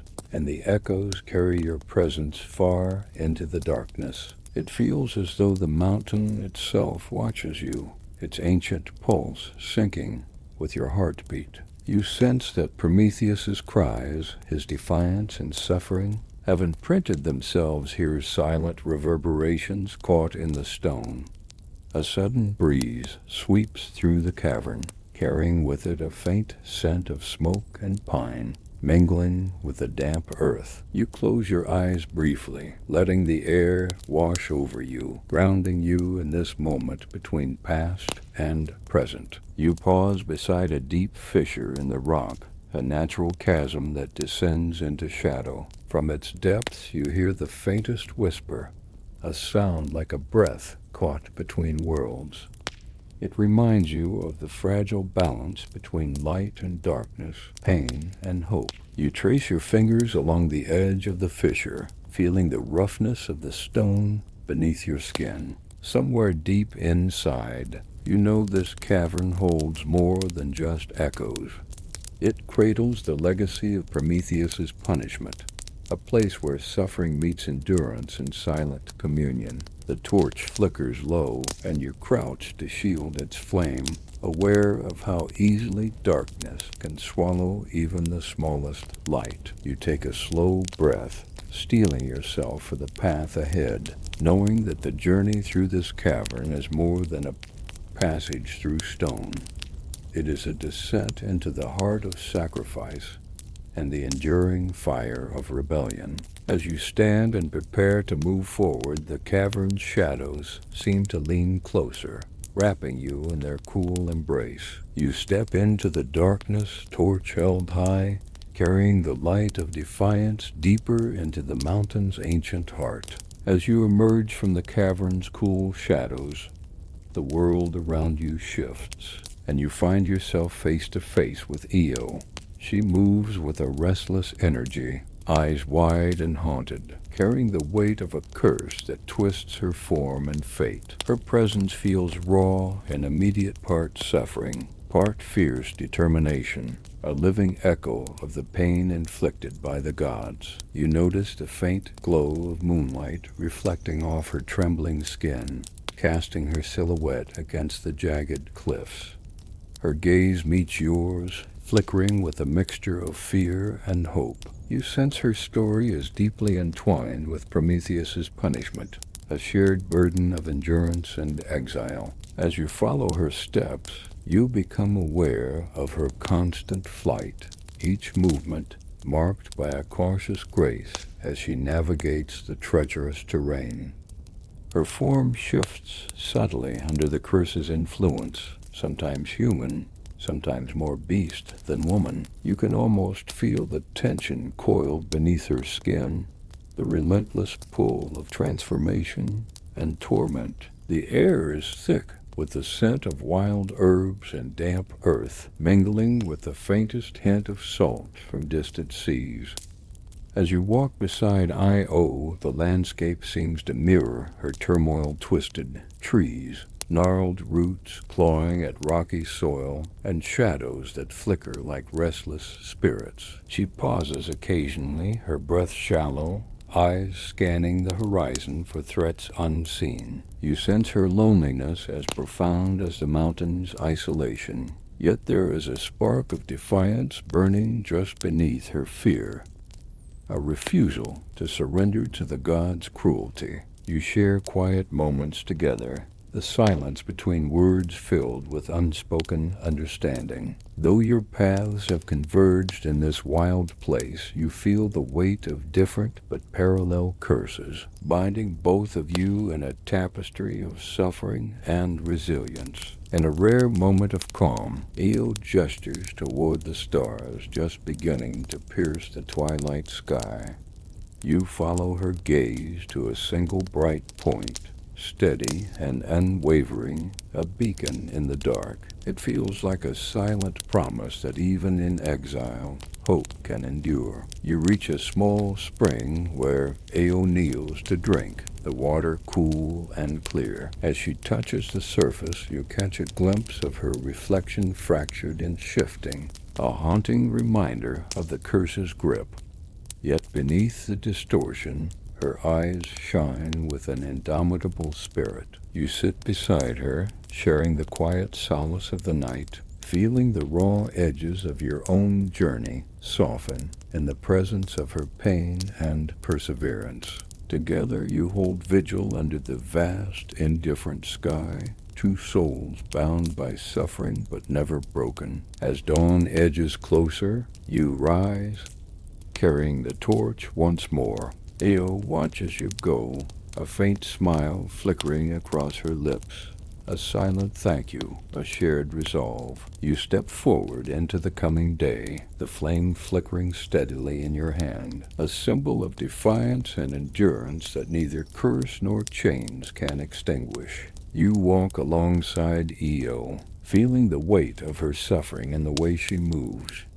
Each step, a careful balance between grace and caution. Her gaze is fixed somewhere beyond the present, eyes reflecting the flicker of distant memories and the ache of exile. Though the curse has marked her body, there is an unmistakable strength that radiates from her, a fierce spirit unwilling to be crushed. As you travel, the landscape shifts with the mood of your companion. Rugged cliffs give way to wind-swept plains where wildflowers lean into the breeze. The scent of earth and rain mingles with the sharp tang of her breath, steadying despite the curse's relentless pull. You catch yourself marveling at the resilience it takes to endure such torment and yet keep moving forward. You share stories in whispers, the quiet exchange binding you together in a fragile camaraderie. She speaks of distant lands and fleeting moments of peace, stolen amid chaos, of whispered prayers to gods who seem deaf to her plight. You listen, offering words of comfort that feel inadequate but necessary, small flames in the vast darkness surrounding her. A sudden rustle breaks the stillness, a flicker of movement among the trees. You tense, but Io's hand rises, calm and deliberate, her eyes narrow, sharp with instinct. The threat passes, a wild animal, perhaps, or a trick of the shadows. The moment reminds you of the constant vigilance demanded by this harsh wilderness and the ever-present dangers lurking beyond sight. Together, you find shelter beneath the branches of an ancient oak, its twisted limbs reaching skyward like the arms of a silent sentinel. The night settles around you, the canopy filtering moonlight into a dappled mosaic. You build a small fire, its glow a fragile barrier against the encroaching cold and darkness. As the flames flicker, Io traces patterns in the dirt with a stick, her movements slow and meditative. You watch, sensing that these simple rituals anchor her to the world, offering brief reprieve from the curse's relentless grasp. You join her, drawing symbols of protection and strength, a silent vow to stand by her side. The fire's warmth invites memories of laughter, of love, of moments when the world felt less cruel. Io's voice, when she finally speaks, is soft but resolute. She tells you of a future beyond this torment, a place where healing is possible, and the weight of the god's punishment lifts like morning mist. You feel the truth in her words, a spark that refuses to be snuffed out. Hours pass in shared silence, the crackling fire the only sound. You feel the bond between you deepen, forged in the crucible of shared pain and mutual understanding. The night stretches on, vast and unyielding, but within it you find a fragile peace. As dawn edges near, you rise to tend the fire, its glow steady and bright. Watches you with quiet gratitude, a softness in her eyes that speaks of trust. You clasp her hand briefly, a promise unspoken but deeply felt. With the first light spilling over the horizon, you prepare to move again, the torch in your grasp a beacon of hope. Together you face the uncertain path ahead, bound by resilience, shared suffering, and the unbreakable flame of defiance burning within. You pause at the edge of a weathered stone altar, the carved figures worn smooth by centuries of rain and wind. The air here feels charged with something ancient, a pulse beneath the surface that hums in time with your heartbeat. Prometheus's voice lingers in your mind, the quiet strength in his words echoing across the ages, urging patience and endurance. An old oracle once spoke of this place, her prophecy veiled in riddles and shadows. She foretold the day when chains would fall and skies would clear, when the Titan's torment would find its end.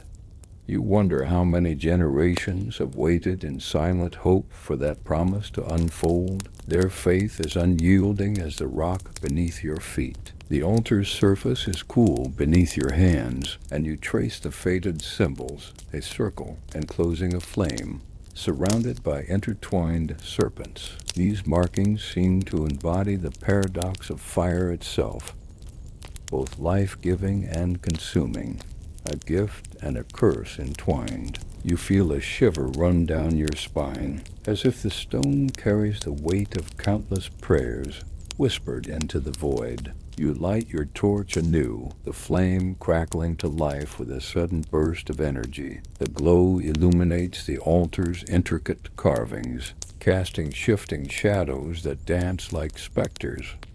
In the flickering light, you sense the presence of the past voices of those who stood here before, their hopes and fears etched into the very fabric of this place. As you stand in contemplation, a faint sound reaches your ears, a distant murmur carried on the wind. It grows steadily, swelling into a chorus of voices, harmonizing with the rustling leaves and the sigh of the mountain breeze.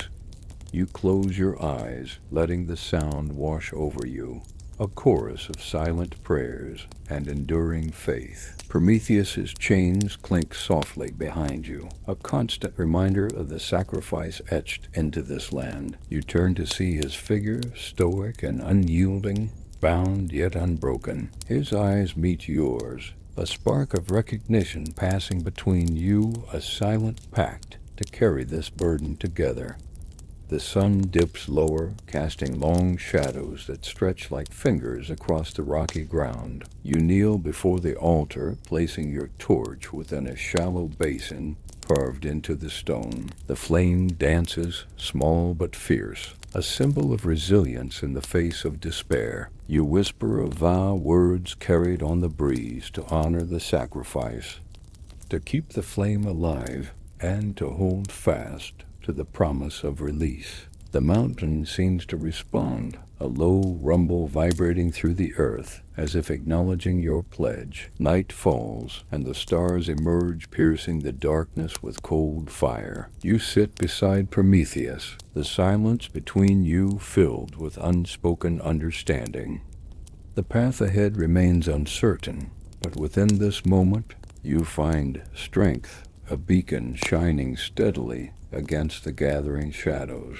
The oracle's prophecy lingers in your thoughts, a fragile thread woven into the tapestry of fate. You grasp it tightly, knowing that as long as the flame burns, hope endures. Together, you wait for the day when chains will fall, pain will cease, and the stolen fire will blaze freely once more. In the quiet that follows the fading light, a figure approaches, a swift and silent visitor, slipping through the shadows like a breath of wind. Hermes, the messenger of the gods, arrives with the ease of someone accustomed to crossing realms unseen. His presence is a whisper, light as a feather and quick as a flicker of flame, carrying with him a message wrapped in cryptic words. You watch as he pauses beside Prometheus, his eyes glinting with the knowledge of secrets held close to the divine breast. The god's lips move in a soft murmur, delivering a message that seems heavy with meaning, yet light on clarity. You catch fragments, words like mercy, balance, and decree, woven in a dance of meaning and mystery. Hermes' gaze shifts to you, sharp and assessing. There is a flicker of something almost like sympathy, a recognition of your role in this unfolding drama. Without another word, he vanishes as swiftly as he came, leaving behind an air of uncertainty and possibility. You stand with Prometheus, absorbing the weight of the message. The promise of mercy hangs in the air like a fragile flame, flickering against the winds of doubt and despair. You wonder what price such mercy might carry, and whether it will ever reach beyond words to change the course of fate. The mountain seems to hold its breath, the silence thick with anticipation. You clutch the torch tighter, the flame a steady pulse against the encroaching darkness.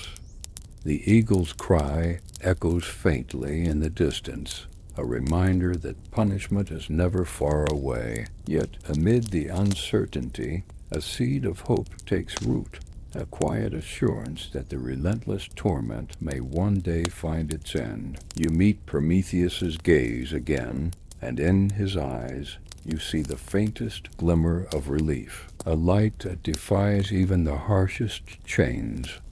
You settle beside him, letting the flame's warmth seep into your bones. The message lingers, a whispered promise carried on the mountain winds, urging patience and endurance. Together you wait for the moment when mercy will dawn, and the long night of suffering will finally begin to wane. The days stretch on, each one blending into the next. A slow and steady march of time marked only by the rising and setting of the sun. Yet within this endless passage you notice something subtle shifting, an ember of hope flickering faintly beneath the surface of Prometheus's unwavering gaze. The message Hermes delivered settles into the silence, a fragile thread weaving through the fabric of your vigil. It whispers of change, a promise wrapped in shadow and light. You feel it in the air, an almost imperceptible shift that quickens your pulse and tightens your grip on the torch. The mountain air is cool, but carries a new warmth, an undercurrent of possibility that stirs the very stones beneath your feet. You glance at Prometheus, whose eyes reflect a quiet determination that seems to burn even brighter than the flame in your hand. There is something in his stance, a subtle straightening of shoulders, as if the weight of endless suffering has momentarily lifted. You sit beside him in companionable silence, sharing the simple comfort of presence. The world feels vast and uncertain, yet within this moment you find an anchor. The flame flickers steadily, a beacon against the gathering dusk, promising that light can endure even the darkest trials. As evening deepens, a soft breeze carries the distant sound of water, perhaps a stream tumbling over stones far below. The gentle murmur is soothing, a natural melody that eases the mind and quiets restless thoughts. You breathe it in deeply, letting the rhythm settle your nerves and steady your heart. Your fingers tighten around the torch's handle, feeling the steady pulse of warmth that flows from the flame into your palm. It is a reminder that even in the face of relentless punishment, resilience endures. The gift Prometheus gave the stolen fire is more than a spark. It is a symbol of unyielding hope, of rebellion forged in sacrifice. You glance once more at the Titan, whose gaze is fixed on the horizon where stars begin to pierce the twilight. There is a calm in his eyes now, a flicker of something like peace. It is fragile, yes, but it is there, a seed planted in the harsh soil of suffering, promising growth. The night deepens around you, wrapping the mountain in a cloak of quiet and shadow. You sit close to Prometheus, your torch's flame casting soft light that dances across his scarred skin. In this moment you understand the profound weight of endurance, the strength to bear pain without surrender. Together you wait. The promise of mercy, once whispered, now feels more tangible. You allow yourself to believe in the possibility of release, even as the eagle's shadow looms in the distance. The flame in your hand burns steady, a silent vow that you will carry this hope through the long night ahead. The ground trembles beneath your feet, a deep, resonant pulse that shakes the very air around you. From the distant valley, a thunderous roar grows louder, a force of nature barreling up the mountain slopes with unstoppable momentum. Your heart quickens, a mix of anticipation and unease swirling within your chest. Suddenly, the earth itself seems to open up, and from the swirling dust and shattered stones emerges a figure Heracles, the mighty hero of legend. His steps are heavy and purposeful, each footfall sending ripples through the rocky terrain. Muscles ripple beneath his weathered skin, scars telling tales of battles fought and won. His eyes burn with determination, a fire matching the one you carry in your hand. You watch as he approaches Prometheus, who remains bound and stoic, his chains gleaming coldly in the waning light. Heracles' presence feels like a breath of fresh air amid the stale oppression of the mountain. The hero's voice breaks the heavy silence, strong and steady, carrying a promise of aid and change. Heracles draws his mighty bow, arrows tipped with steel forged in the fires of Olympus. You feel the tension in the air as he aims at the massive eagle circling overhead, a relentless tormentor, a symbol of divine wrath. The bird's cry cuts through the wind, sharp and piercing, but Heracles' resolve does not waver. The arrow flies, slicing through the sky with deadly precision. You hold your breath as it strikes true, the eagle's massive form staggering, wings beating erratically before it spirals down, defeated but not destroyed. The mountain echoes with the clash of wills, the hero's defiance against the god's punishment. Heracles descends swiftly, approaching the chained Titan. You feel a surge of hope mingled with apprehension. The chains remain unbroken, the divine bonds unyielding despite the hero's might. Heracles' hands grasp the links, testing their strength, his expression hardening with frustration. You sense the limits of mortal power against divine decree. Still, the hero does not falter. His presence is a testament to courage, a reminder that even the mightiest forces bend before the unbreakable will of those who dare to challenge fate. Prometheus meets Heracles' gaze, a silent communication passing between them, a shared understanding of sacrifice and resilience. You feel the weight of this moment, a crossroads between suffering and the hope of liberation. The sun dips below the horizon, casting the mountain in shadow. You stand beside the Titan and the hero, the flame in your hand burning brighter against the encroaching night. The struggle continues, the chains unbroken, but the fire of rebellion burns ever stronger. Together you face the darkness, bound by defiance and the unyielding hope that one day freedom will come. You stand on the jagged precipice, eyes locked on the defeated eagle as it crashes against the rocky slope. Its wings beat weakly, feathers ruffled and slick with the mountain's cold mist. The creature's eyes burn with fury, but its strength wanes and it struggles to rise. Heracles' arrow has pierced the heart of divine vengeance, yet the eagle's spirit is far from broken. The hero steps forward, muscles taut and face set with grim resolve. He approaches the pillar where Prometheus remains bound, his form a stark silhouette against the fading light. Chains glint like stars caught in the twilight, unyielding as ever. Heracles' hands reach out, fingers closing around the links, but the bonds resist every pull and strain. You feel a pang of frustration mixed with awe. The sheer power of Heracles is undeniable, yet the chains remain an impenetrable fortress of divine will. The hero's jaw tightens, eyes narrowing as he tests the limits of mortal might against immortal decree. You watch silently, the torch in your hand casting flickering light that dances across his determined features. Prometheus lifts his head, meeting Heracles' gaze with steady defiance.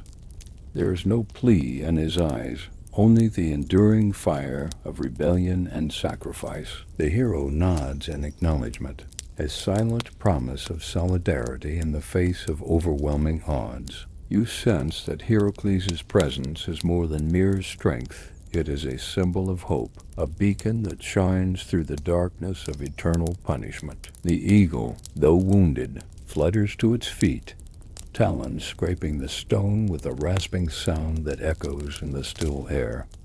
It glares at Heracles, wings spread wide as if to reclaim the sky, but the hero stands firm, unwavering. The bird hesitates, sensing the resolve before it, and for a moment the world holds its breath. You tighten your grip on the torch, flame flickering but unbowed. The mountain wind carries the scent of rain and earth, mingling with the electric tension that crackles between hero and tormentor. Prometheus's breathing is slow but steady, each inhale a quiet defiance that fuels your own resolve. Heracles turns to you briefly, eyes reflecting a mixture of respect and urgency. There is a wordless understanding, a shared burden that transcends time and fate. Together you are bound by the same flame, the same refusal to surrender to despair. The eagle beats its wings once more, struggling to soar, but its flight is faltering. Heracles raises his bow again, arrow nocked and ready. The tension tightens like a drawn bowstring, the moment suspended between hope and ruin. Then, with a sharp release, the arrow flies, slicing through the mist. It strikes true, and the eagle falters, tumbling down the mountainside with a ragged cry. The sound fades into the distance, leaving a profound silence that wraps around you like a shroud. Heracles steps back from the pillar, his chest heaving with exertion. Though the chains remain unbroken, a spark of victory glimmers in his eyes.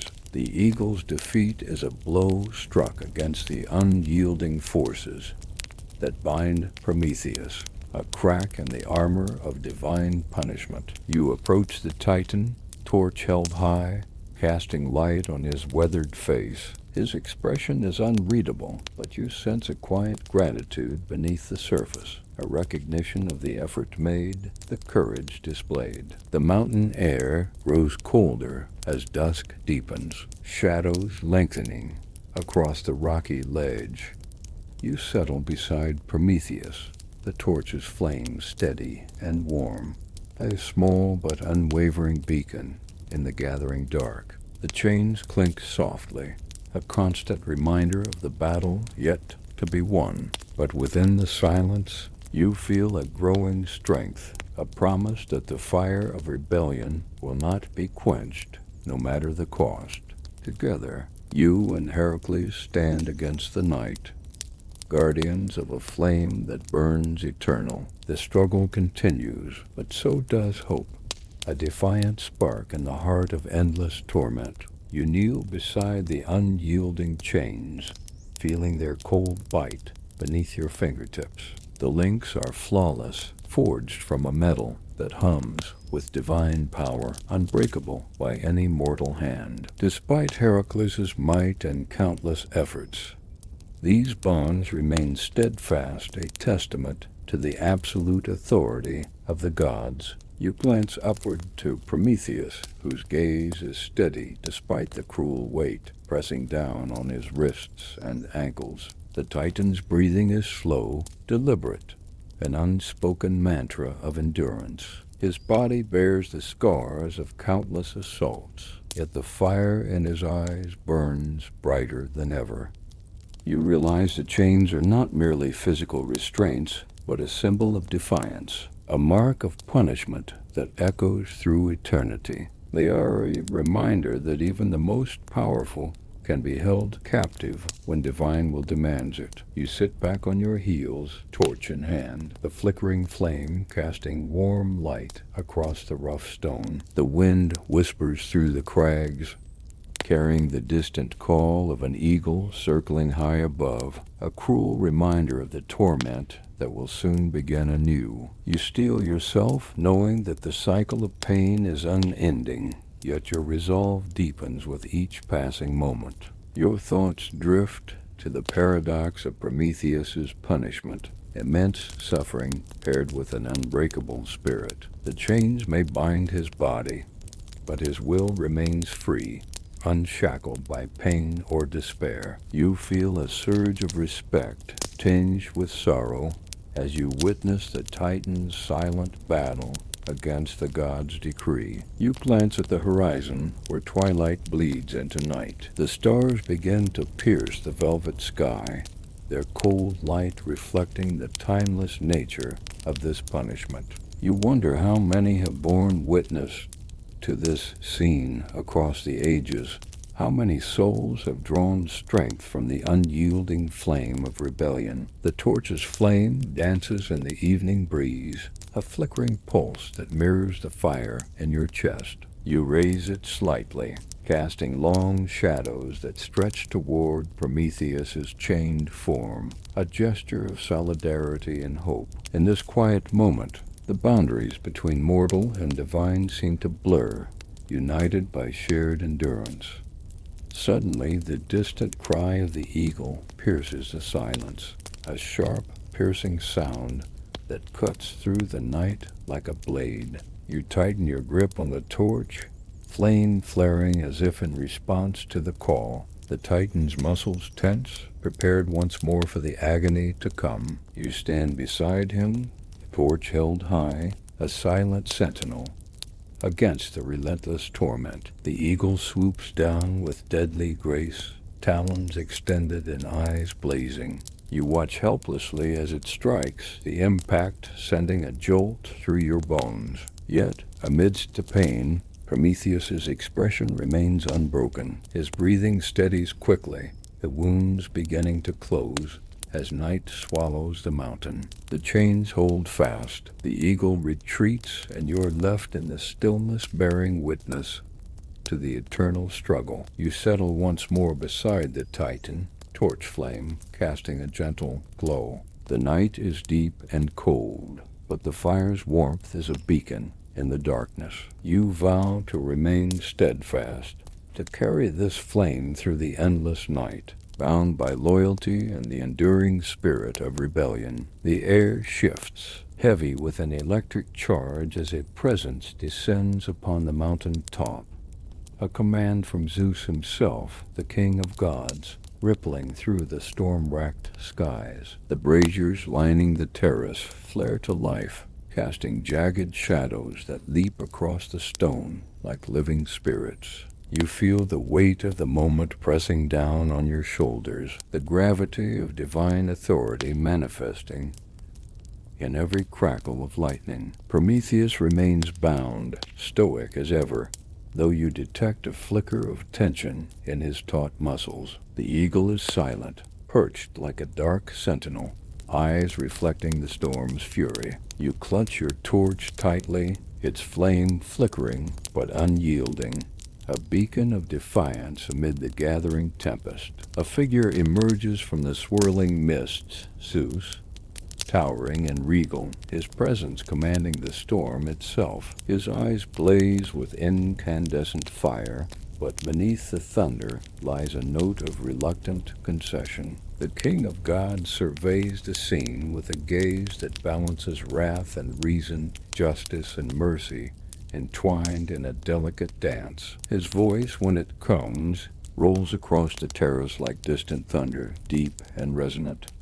Enough. The single word hangs in the charged air, cutting through the storm's roar. A hush falls, the mountain holding its breath as the braziers dim, the wild flames curling down like retreating waves. You watch as Zeus raises his hand and the chains binding Prometheus respond glowing faintly, the divine energy within them pulsing in rhythm with the thunder.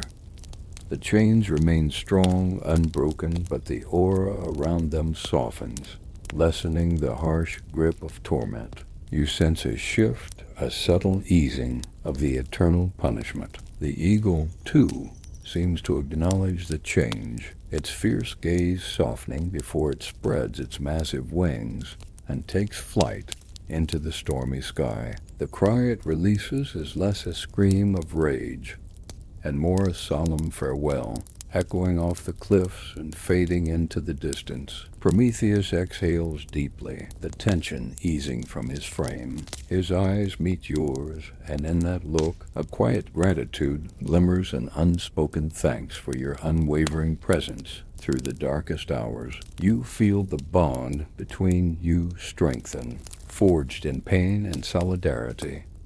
Zeus steps forward, his storm-black cloak billowing like a tempest incarnate. Your suffering will continue, he declares, voice heavy with command, but tempered by the will of the gods. The torment shall come once each day, and the wounds will heal by night. This balance shall be your fate until the ordained time arrives, a verdict both cruel and merciful.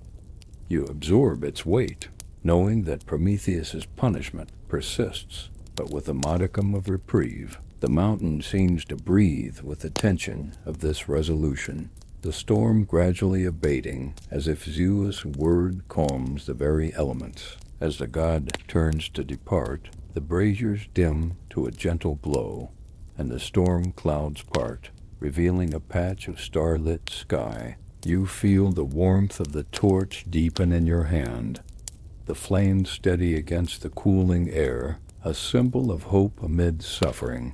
You kneel beside Prometheus, the chains still cold, but no longer searing. Together you watch the stars wheel overhead, silent witnesses to the enduring struggle and the fragile mercy bestowed. The night is heavy with possibility, and you hold fast to the flame, a silent vow to endure beside the Titan until freedom dawns.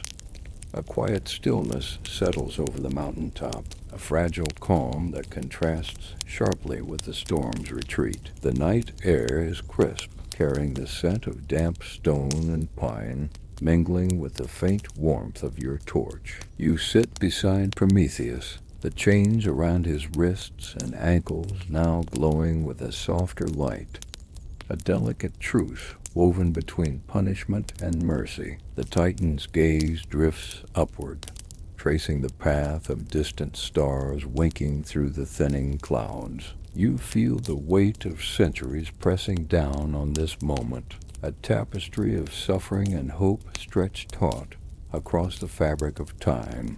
In his eyes, you glimpse something unexpected, an ember of reconciliation. Faint but persistent, you speak softly, your voice barely more than a whisper, sharing stories of distant lands and the lives his gift has kindled. Tales of humans warming their homes, crafting tools, building cities, and reaching for the skies. Your words flow like a gentle river, soothing the raw edges of pain and carrying with them the promise of what might be. Prometheus listens, the lines of pain in his face softened by a rare stillness. He turns to you, his expression grave yet tinged with a hint of warmth, a silent acknowledgement of the bond that is formed between you. The chains clink gently as he shifts, the sound a steady rhythm in the quiet night. The torch's flame flickers in the breeze, casting long shadows that dance like phantoms across the rocky ledge. You watch the light play upon Prometheus's features, tracing the scars etched by endless torment. Yet beneath the surface lies a resilience that transcends pain, a spirit unbowed, steadfast in the face of eternal trial. The wind stirs, carrying a whisper of voices, ghosts of the past, echoes of prayers and songs long forgotten. You imagine the countless souls who have borne witness to this place, who have drawn strength from the unyielding flame of rebellion. The mountain itself seems to breathe, alive with memory and enduring resolve. In the distance, the faint cry of an eagle breaks the silence, a reminder of the torment yet to come. You tighten your grip on the torch, flame steady and unwavering. The cycle will continue, but within this moment there is peace, a delicate balance between suffering and reprieve. You and Prometheus sit together, companions in endurance, bound by shared sacrifice. The night deepens around you, stars wheeling overhead in their eternal dance. You feel the weight of the future pressing softly on your shoulders, a future shaped by fire, pain, and the unbreakable will to endure. The torch burns bright, a beacon in the darkness, promising that even in the harshest punishment, hope survives. Together you wait, steadfast and silent, guardians of the eternal flame and witnesses to the Titan's unyielding spirit. You rise with the coming dawn, the sky painted in shades of rose and gold that promise a fragile new day. The mountain air is crisp, carrying the scent of wet stone and fresh pine.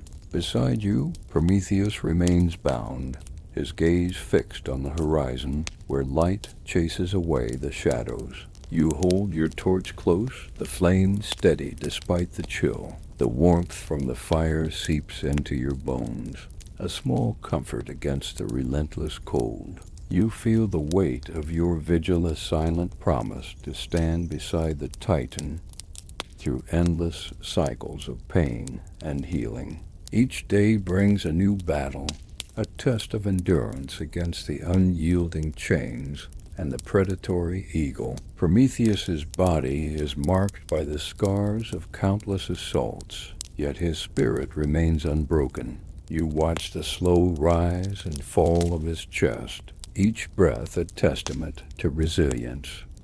There is a quiet dignity in his suffering, a steadfast refusal to succumb to despair. You feel honored to witness such unyielding courage. As the sun climbs higher, you see the first signs of life stirring below, tiny figures moving through the valley, tending fires, gathering food, living despite the hardships of their world. These are the descendants of the fire Prometheus stole, the beneficiaries of his sacrifice. You imagine their lives, illuminated by the flame you carry, and feel a deep connection to humanity's unfolding story. The torchlight flickers, casting dancing shadows on the rocky ledge. You trace the chains binding Prometheus, their cold metal a constant reminder of divine judgment. Yet, within the unbreakable links, there is a paradox. The Titan's spirit burns brighter than any flame, a fire that no punishment can extinguish. You kneel beside him, offering words of comfort and solidarity. Though his chains hold him fast, your presence offers a semblance of freedom, a shared strength that defies the gods' decree. The bond between you grows, forged in pain and tempered by unwavering loyalty. The wind carries the distant cry of the eagle, a reminder that the cycle of torment is far from over. You brace yourself, torch held high, ready to face the coming ordeal. The eagle swoops down with fierce grace, talons extended, and the mountain reverberates with the clash of predator and prey. Prometheus meets the assault with silent defiance, enduring each strike with a stoicism that inspires awe. You watch, heart pounding, as the wounds begin to heal with the fading light, the eternal cycle beginning anew. The eagle retreats, its cries fading into the vastness of the sky. You tend the torch's flame, nurturing its warmth against the cooling air. Together you and Prometheus endure the long day, bound by sacrifice, hope, and the unyielding flame of rebellion. The mountain stands silent witness to your vigil, a monument to pain and resilience. As dusk falls, you settle beside the Titan once more, the torchlight casting gentle warmth. The night stretches vast and endless, but within you burns a steady fire, a promise to carry the light through every darkness. Until the chains finally fall, you begin the slow, deliberate ascent back toward Olympus, the weight of the torch steady in your hand as you retrace the jagged path that led you to this forsaken place. The mountain's chill bites at your skin, yet the flame's warmth is a comforting pulse against the biting wind. Behind you, the vast valley stretches in a patchwork of shadow and light, a world untouched by the chains and torment you leave behind for now.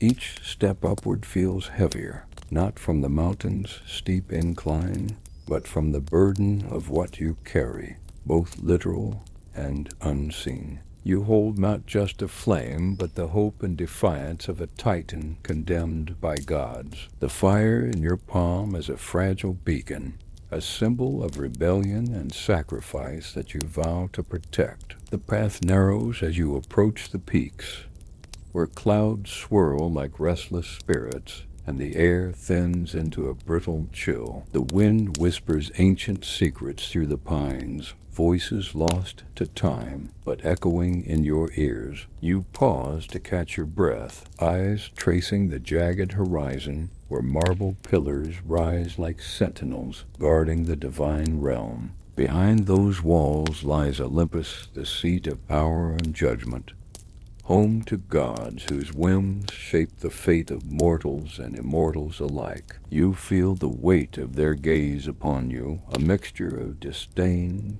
curiosity, and unspoken challenge. Yet you are not here as a supplicant, but as a bearer of a stolen gift, a flame that will forever change the balance. Your thoughts wander to Prometheus, bound and unbroken, enduring an eternal sentence with a spirit that refuses to yield. The chains may hold his body, but his defiance burns brighter than any flame you carry. You clutch the torch tighter, its warmth a lifeline connecting you to his sacrifice. The air grows thinner, the climb steeper, but your resolve deepens with every step. You imagine the halls of Olympus, where gods feast and debate, their voices echoing through marble chambers adorned with golden frescoes. Here, among divine splendor, your stolen flame will kindle a quiet revolution, a spark that will ignite human progress and resilience. As you near the summit, the first light of dawn breaks through swirling clouds, casting a golden glow over the peaks. The world below awakens, bathed in soft light that transforms jagged stone into shimmering crystal. You pause, torch raised high, flame dancing like a living thing against the morning sky. The moment feels sacred, a bridge between worlds, mortal and divine, pain and hope. You take a deep breath, the crisp air filling your lungs with a sense of purpose and possibility. This journey is far from over, but the stolen fire you carry promises change.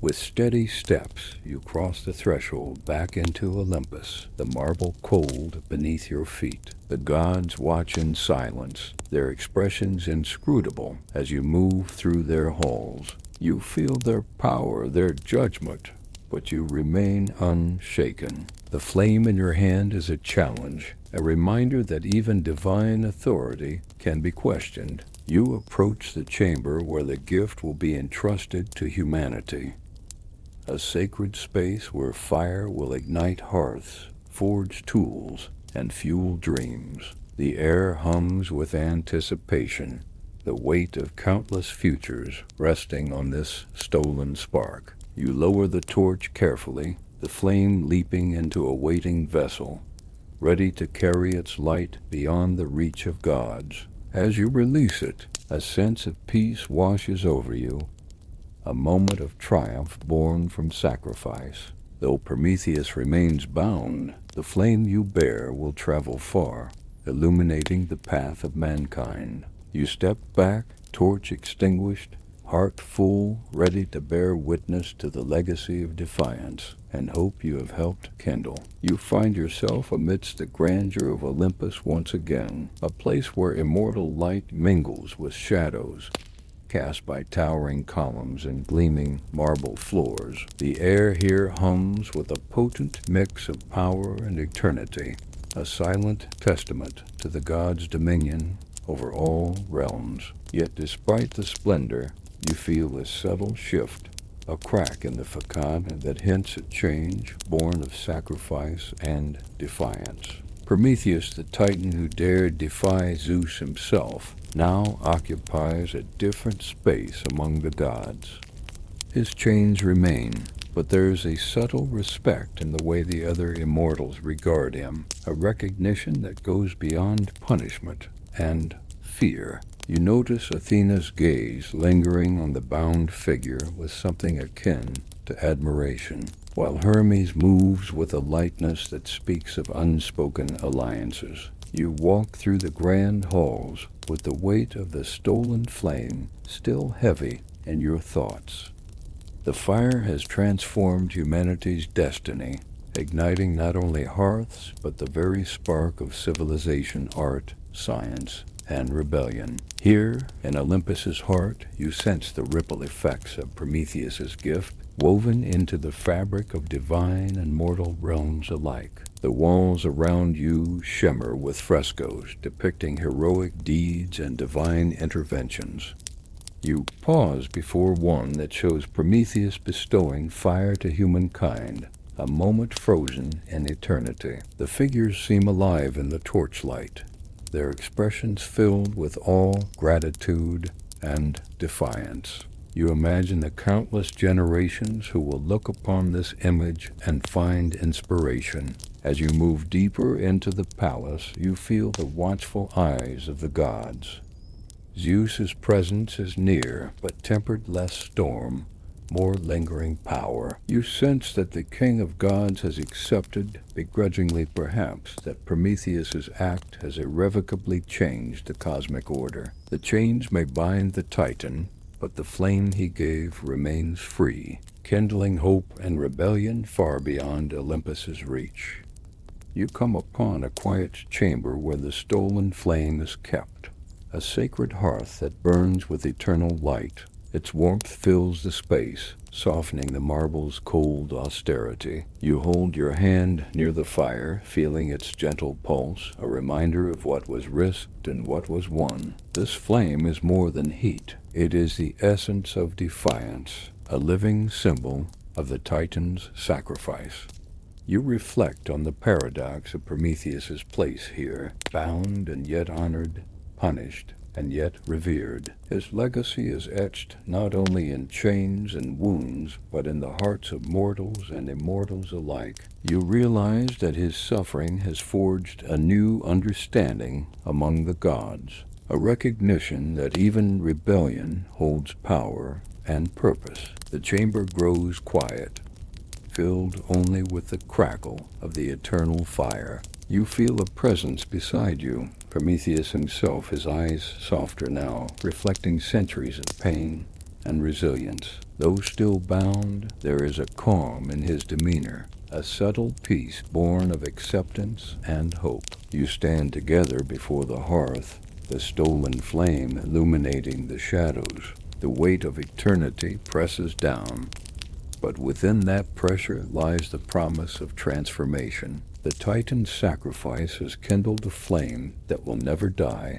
a light that will guide humanity through darkness and despair. As you turn to leave the chamber, you carry with you the profound understanding that Prometheus's punishment is not the end, but a beginning, a catalyst for change that echoes through time. The fire he gave burns on, eternal and unyielding, a testament to the power of defiance and the enduring spirit of hope. You step back into the halls of Olympus, the stolen flame burning brightly within your heart, ready to face whatever fate may come with the strength born of sacrifice and rebellion. You step out from the marble halls of Olympus, the stolen flame a steady warmth in your palm, and find yourself gazing down at the world below a tapestry of forests, rivers, and distant fires flickering like stars against the night. The air is crisp and carries the scent of earth and smoke, a reminder that the flame you bear will soon touch countless lives,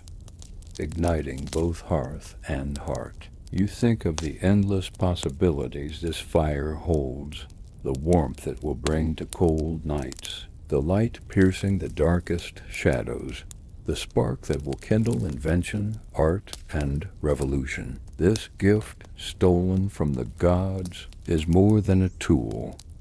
It is the beginning of humanity's journey toward greatness and defiance. Your thoughts wander to the countless hands that will tend this flame, passing it from one generation to the next, each caretaker adding their own hopes, fears, and dreams. You imagine ancient villages gathering around their first hearths, faces illuminated by flickering light, stories shared in the glow, bonds forged stronger by warmth and courage. The flame pulses gently in your hand, a living thing with a rhythm all its own. You feel its power coursing through you, connecting past and future, mortal and divine. It is a symbol of resilience, a testament to the unyielding spirit that refuses to bow before tyranny. As you descend the mountain, the world seems to awaken around you. The first birds take flight, their songs weaving through the morning air like threads of gold. Streams sparkle as sunlight dances on their surfaces, and the wind carries the promise of new beginnings. You carry the flame forward, a beacon guiding humanity toward its destiny. You pause by a quiet clearing where the earth is soft and the trees stand tall and ancient. Here, you set the flame upon a stone altar, a sacred place where fire and earth meet. The flame leaps eagerly, licking the stone with tongues of orange and gold, casting shadows that dance like living spirits. You watch as the flame grows, its warmth spreading outward, touching the roots and leaves, the soil and sky. It is a living legacy, a spark that will ignite the human heart and fuel the fires of hope and defiance for centuries to come. You think of Prometheus, bound and enduring on the mountain, his sacrifice etched into the fabric of time. Though he remains chained, the fire he gave has already begun to transform the world, a gift that transcends pain and punishment. The flame crackles softly, a gentle heartbeat in the quiet clearing. You reach out, your fingers brushing the warmth, feeling a connection to every soul who will gather around this fire, every hand that will nurture its light. As the sun rises higher, bathing the world in golden light, you know that this stolen flame will blaze a path through darkness, a symbol of human courage and the unbreakable will to endure. You turn from the altar, the fire burning bright behind you, and continue your journey, carrying the promise of a new dawn, a legacy of fire, hope, and rebellion that will never be extinguished. You find yourself sitting beneath a vast, ancient tree, its roots sprawling like veins into the earth beneath you. The stolen flame flickers softly nearby, its warmth a gentle contrast to the cool air that brushes your skin. In this quiet moment, you reflect on the journey, the sacrifices, the defiance, the relentless endurance of Prometheus bound upon the mountain. The fire before you is more than warmth. It is a symbol forged in pain and hope, a legacy of rebellion that transcends mortal suffering. You trace the dance of its flames, their unpredictable movement echoing the unpredictable course of life itself.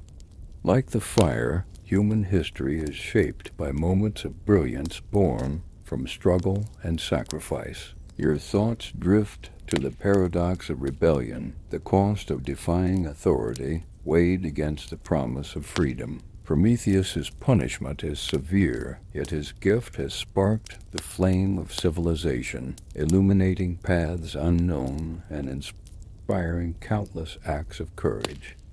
You understand now that true progress is never free. It is forged in the crucible of sacrifice. The sky above is a tapestry of stars, each one a silent witness to the enduring spirit of those who dare to challenge fate. You imagine the countless voices that will tell Prometheus's story, whispered in campfires, sung in songs, etched into the memory of humankind. His pain becomes their strength, his defiance their guiding light. You watch the flames curl and leap, casting shadows that flicker like ghosts on the ground. In their glow, you see the faces of those who have carried the fire forward, artisans, warriors, poets, and dreamers, each one adding their spark to the eternal flame. The fire is a living mosaic, ever-changing yet constant in its promise.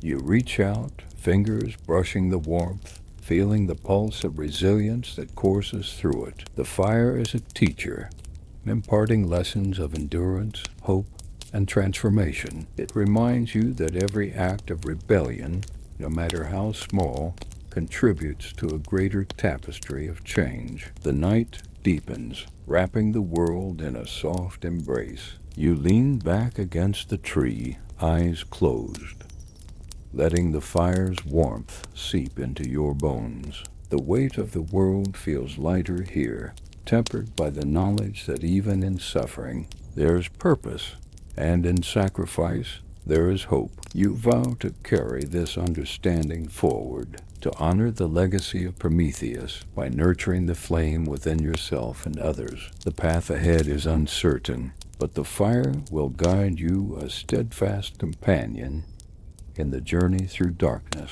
As embers glow softly in the fading light, you breathe deeply, feeling connected to a lineage of defiance that stretches beyond time. The flame flickers one last time before settling into a steady glow, a silent promise that the spirit of rebellion endures, eternal and unyielding. You rise, the fire's warmth lingering on your skin, and step into the night, ready to face whatever comes with the unbreakable fire of hope burning bright within. You find yourself alone on a silent mountain ledge, the air thick with the scent of pine and cold stone. The flame you carry flickers faintly in the evening breeze, its glow casting dancing shadows against the rugged cliffs. Around you, the world holds its breath, caught between night and the coming dawn. You settle into a quiet vigil, feeling the weight of time pressing gently but insistently on your shoulders. The memories of Prometheus's suffering echo in your mind, the endless chains, the relentless eagle, the unyielding spirit that refused to break. You carry those memories like a sacred burden, a silent witness to a sacrifice that has shaped the course of worlds. The flame in your hand pulses softly, a heartbeat that connects you to the Titan's pain and defiance. Your gaze drifts across the valley below, where the first stars begin to blink into existence, cold points of light against the dark canvas of night. The world is vast and mysterious, filled with stories waiting to be told, fires waiting to be kindled.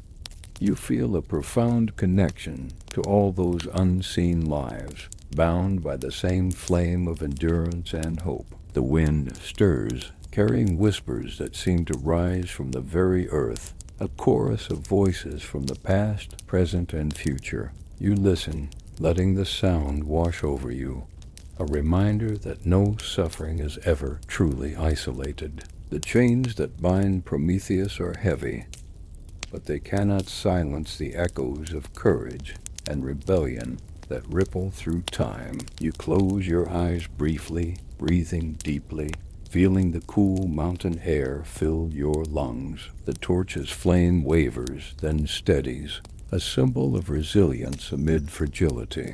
You remember that every moment of pain holds within it the seed of transformation, every chain a link in the unbroken chain of hope. Time seems to stretch and fold, the night deepening into an endless sea of stars. You sit quietly, the flames glow a small island of warmth in the vast darkness. The silence is profound, filled with the weight of unspoken promises and enduring resolve. You reach out, fingers brushing the rough stone beside you, grounding yourself in the present while honoring the past. The mountain is both prison and sanctuary, a place where pain and strength intertwine. You feel the pulse of the earth beneath you, steady and eternal. The eagle's distant cry pierces the night, sharp and haunting, a reminder that the cycle of torment continues. Yet beneath that cry lies something more, a call to vigilance, a challenge to bear witness and carry the flame forward. You lift the torch higher, its light piercing the shadows, a beacon for the weary and the brave alike. You vow silently to remain steadfast, to honor Prometheus's sacrifice by keeping the flame alive through every night, every trial. As dawn's first light tinges the horizon, you stand, feeling the promise of a new day stirring in your chest. The mountain breathes with the rhythm of the eternal flame, and you are its guardian, its witness, its keeper. You take a final breath of the cold morning air, the flame steady and bright in your hand, ready to face whatever comes with unyielding hope and unbreakable will. The eternal flame pulses steadily in your grasp, its glow casting long shadows against the stone floor as you stand at the threshold between worlds, the mortal and the divine. The air is cool, charged with the remnants of the mountain's storm, the scent of wet earth mingling with the faint aroma of smoke. You breathe deeply, feeling the flame's warmth seep into your skin, a quiet reassurance amid the vastness. You gaze out across the horizon where the sky stretches wide and endless, painted with the first soft hues of dawn. The world below awakens slowly, the hum of life beginning anew. From this height, the villages and forests seem small, fragile, yet teeming with the energy of countless lives shaped by the fire you carry. Prometheus's sacrifice lingers in your thoughts, a titan's endurance etched into the fabric of time. His chains, though unbroken, symbolize more than punishment. They represent the eternal struggle between oppression and freedom, suffering and defiance. You hold the flame as a testament to that struggle, a living beacon that bridges the past and the future. The wind stirs, carrying distant echoes, voices of countless generations who have gathered around fires kindled by this very flame. You imagine their stories whispered beneath star-studded skies, their hopes and dreams ignited by the warmth that Prometheus gave. Each flicker of light holds 1,000 memories, 1,000 acts of courage and kindness. You close your eyes, letting the quiet wash over you. The mountain stands as both monument and witness, its stones silent yet alive with the pulse of endurance. In this moment you feel the weight of history and the promise of tomorrow intertwined, a tapestry woven from sacrifice and hope. The torch in your hand flares briefly, as if acknowledging the depth of the moment. You feel the flame's rhythm, steady and true, a reminder that even in darkness, light persists. It is more than fire. It is the spark of rebellion, the ember of humanity's unyielding spirit. You think of the countless souls who have borne witness to this story, those who have kept the flame alive through generations of hardship and triumph. Their resilience is a chorus of light that echoes through the ages, a testament to the enduring power of defiance. As the sun rises fully, bathing the world in golden light, you step forward, carrying the flame toward a future shaped by the fire of Prometheus's gift. The path ahead is unknown, filled with challenges and shadows, but the flame in your hand offers guidance and courage. You vow silently to protect this flame, to nurture its light through every trial, to carry the legacy of sacrifice and hope into the unfolding dawn. The mountain's silence deepens, and you stand as guardian and witness, bound by the eternal fire. With the final breath of the crisp morning air, you move forward, the stolen flame burning brightly, a symbol of defiance, resilience, and the unbreakable will to endure. The mountain stands silent as you take your place beside Prometheus one last time. The air is crisp, carrying the scent of pine and stone, a quiet witness to the countless days and nights spent in vigil. The chains that bind him glisten faintly in the fading light, heavy and unyielding, yet they cannot contain the fire burning within his spirit. You hold the torch carefully, its flame steady and warm against the growing chill.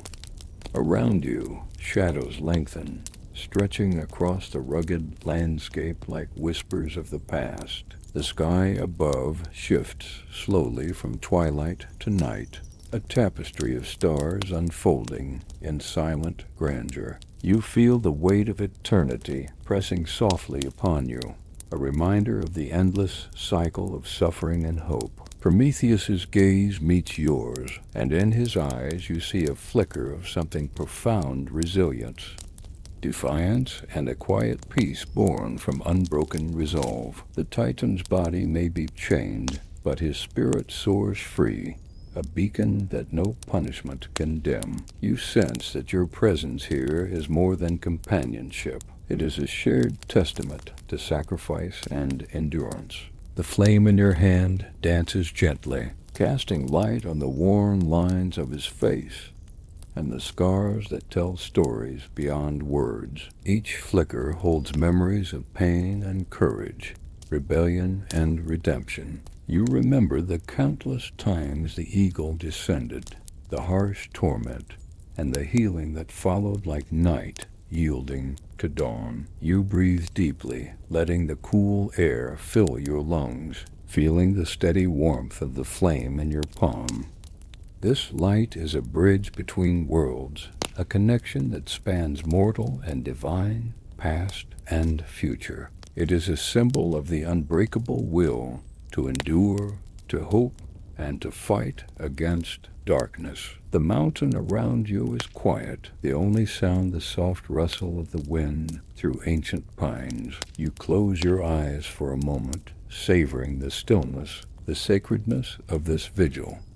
You understand that your journey has reached its profound culmination, not in release, but in steadfast bearing of witness. As the stars wheel overhead, you speak softly, words carried on the night breeze. You vow to carry the story forward, to keep the flame alive in memory and spirit, so that Prometheus's sacrifice will never be forgotten. The fire he gave was more than warmth. It was the spark of civilization, the seed of rebellion, the light that will guide countless souls. You rise slowly, the torch's glow casting a halo of light that seems to merge with the stars themselves. The mountain cradles you both in its timeless embrace, a sanctuary of endurance and hope. Though the chains remain, so too does the fire of flame that burns eternal, unyielding, and bright. You take a final look at Prometheus, bound but unbroken, and feel a deep gratitude for the strength he embodies. With the flame as your companion, you step away from the ledge, carrying with you the legacy of sacrifice and defiance. The mountain fades behind you, but the fire you hold will burn on, a lasting testament to the courage that defies even the gods. The night stretches endlessly ahead, filled with promise and the quiet strength of an unquenchable flame.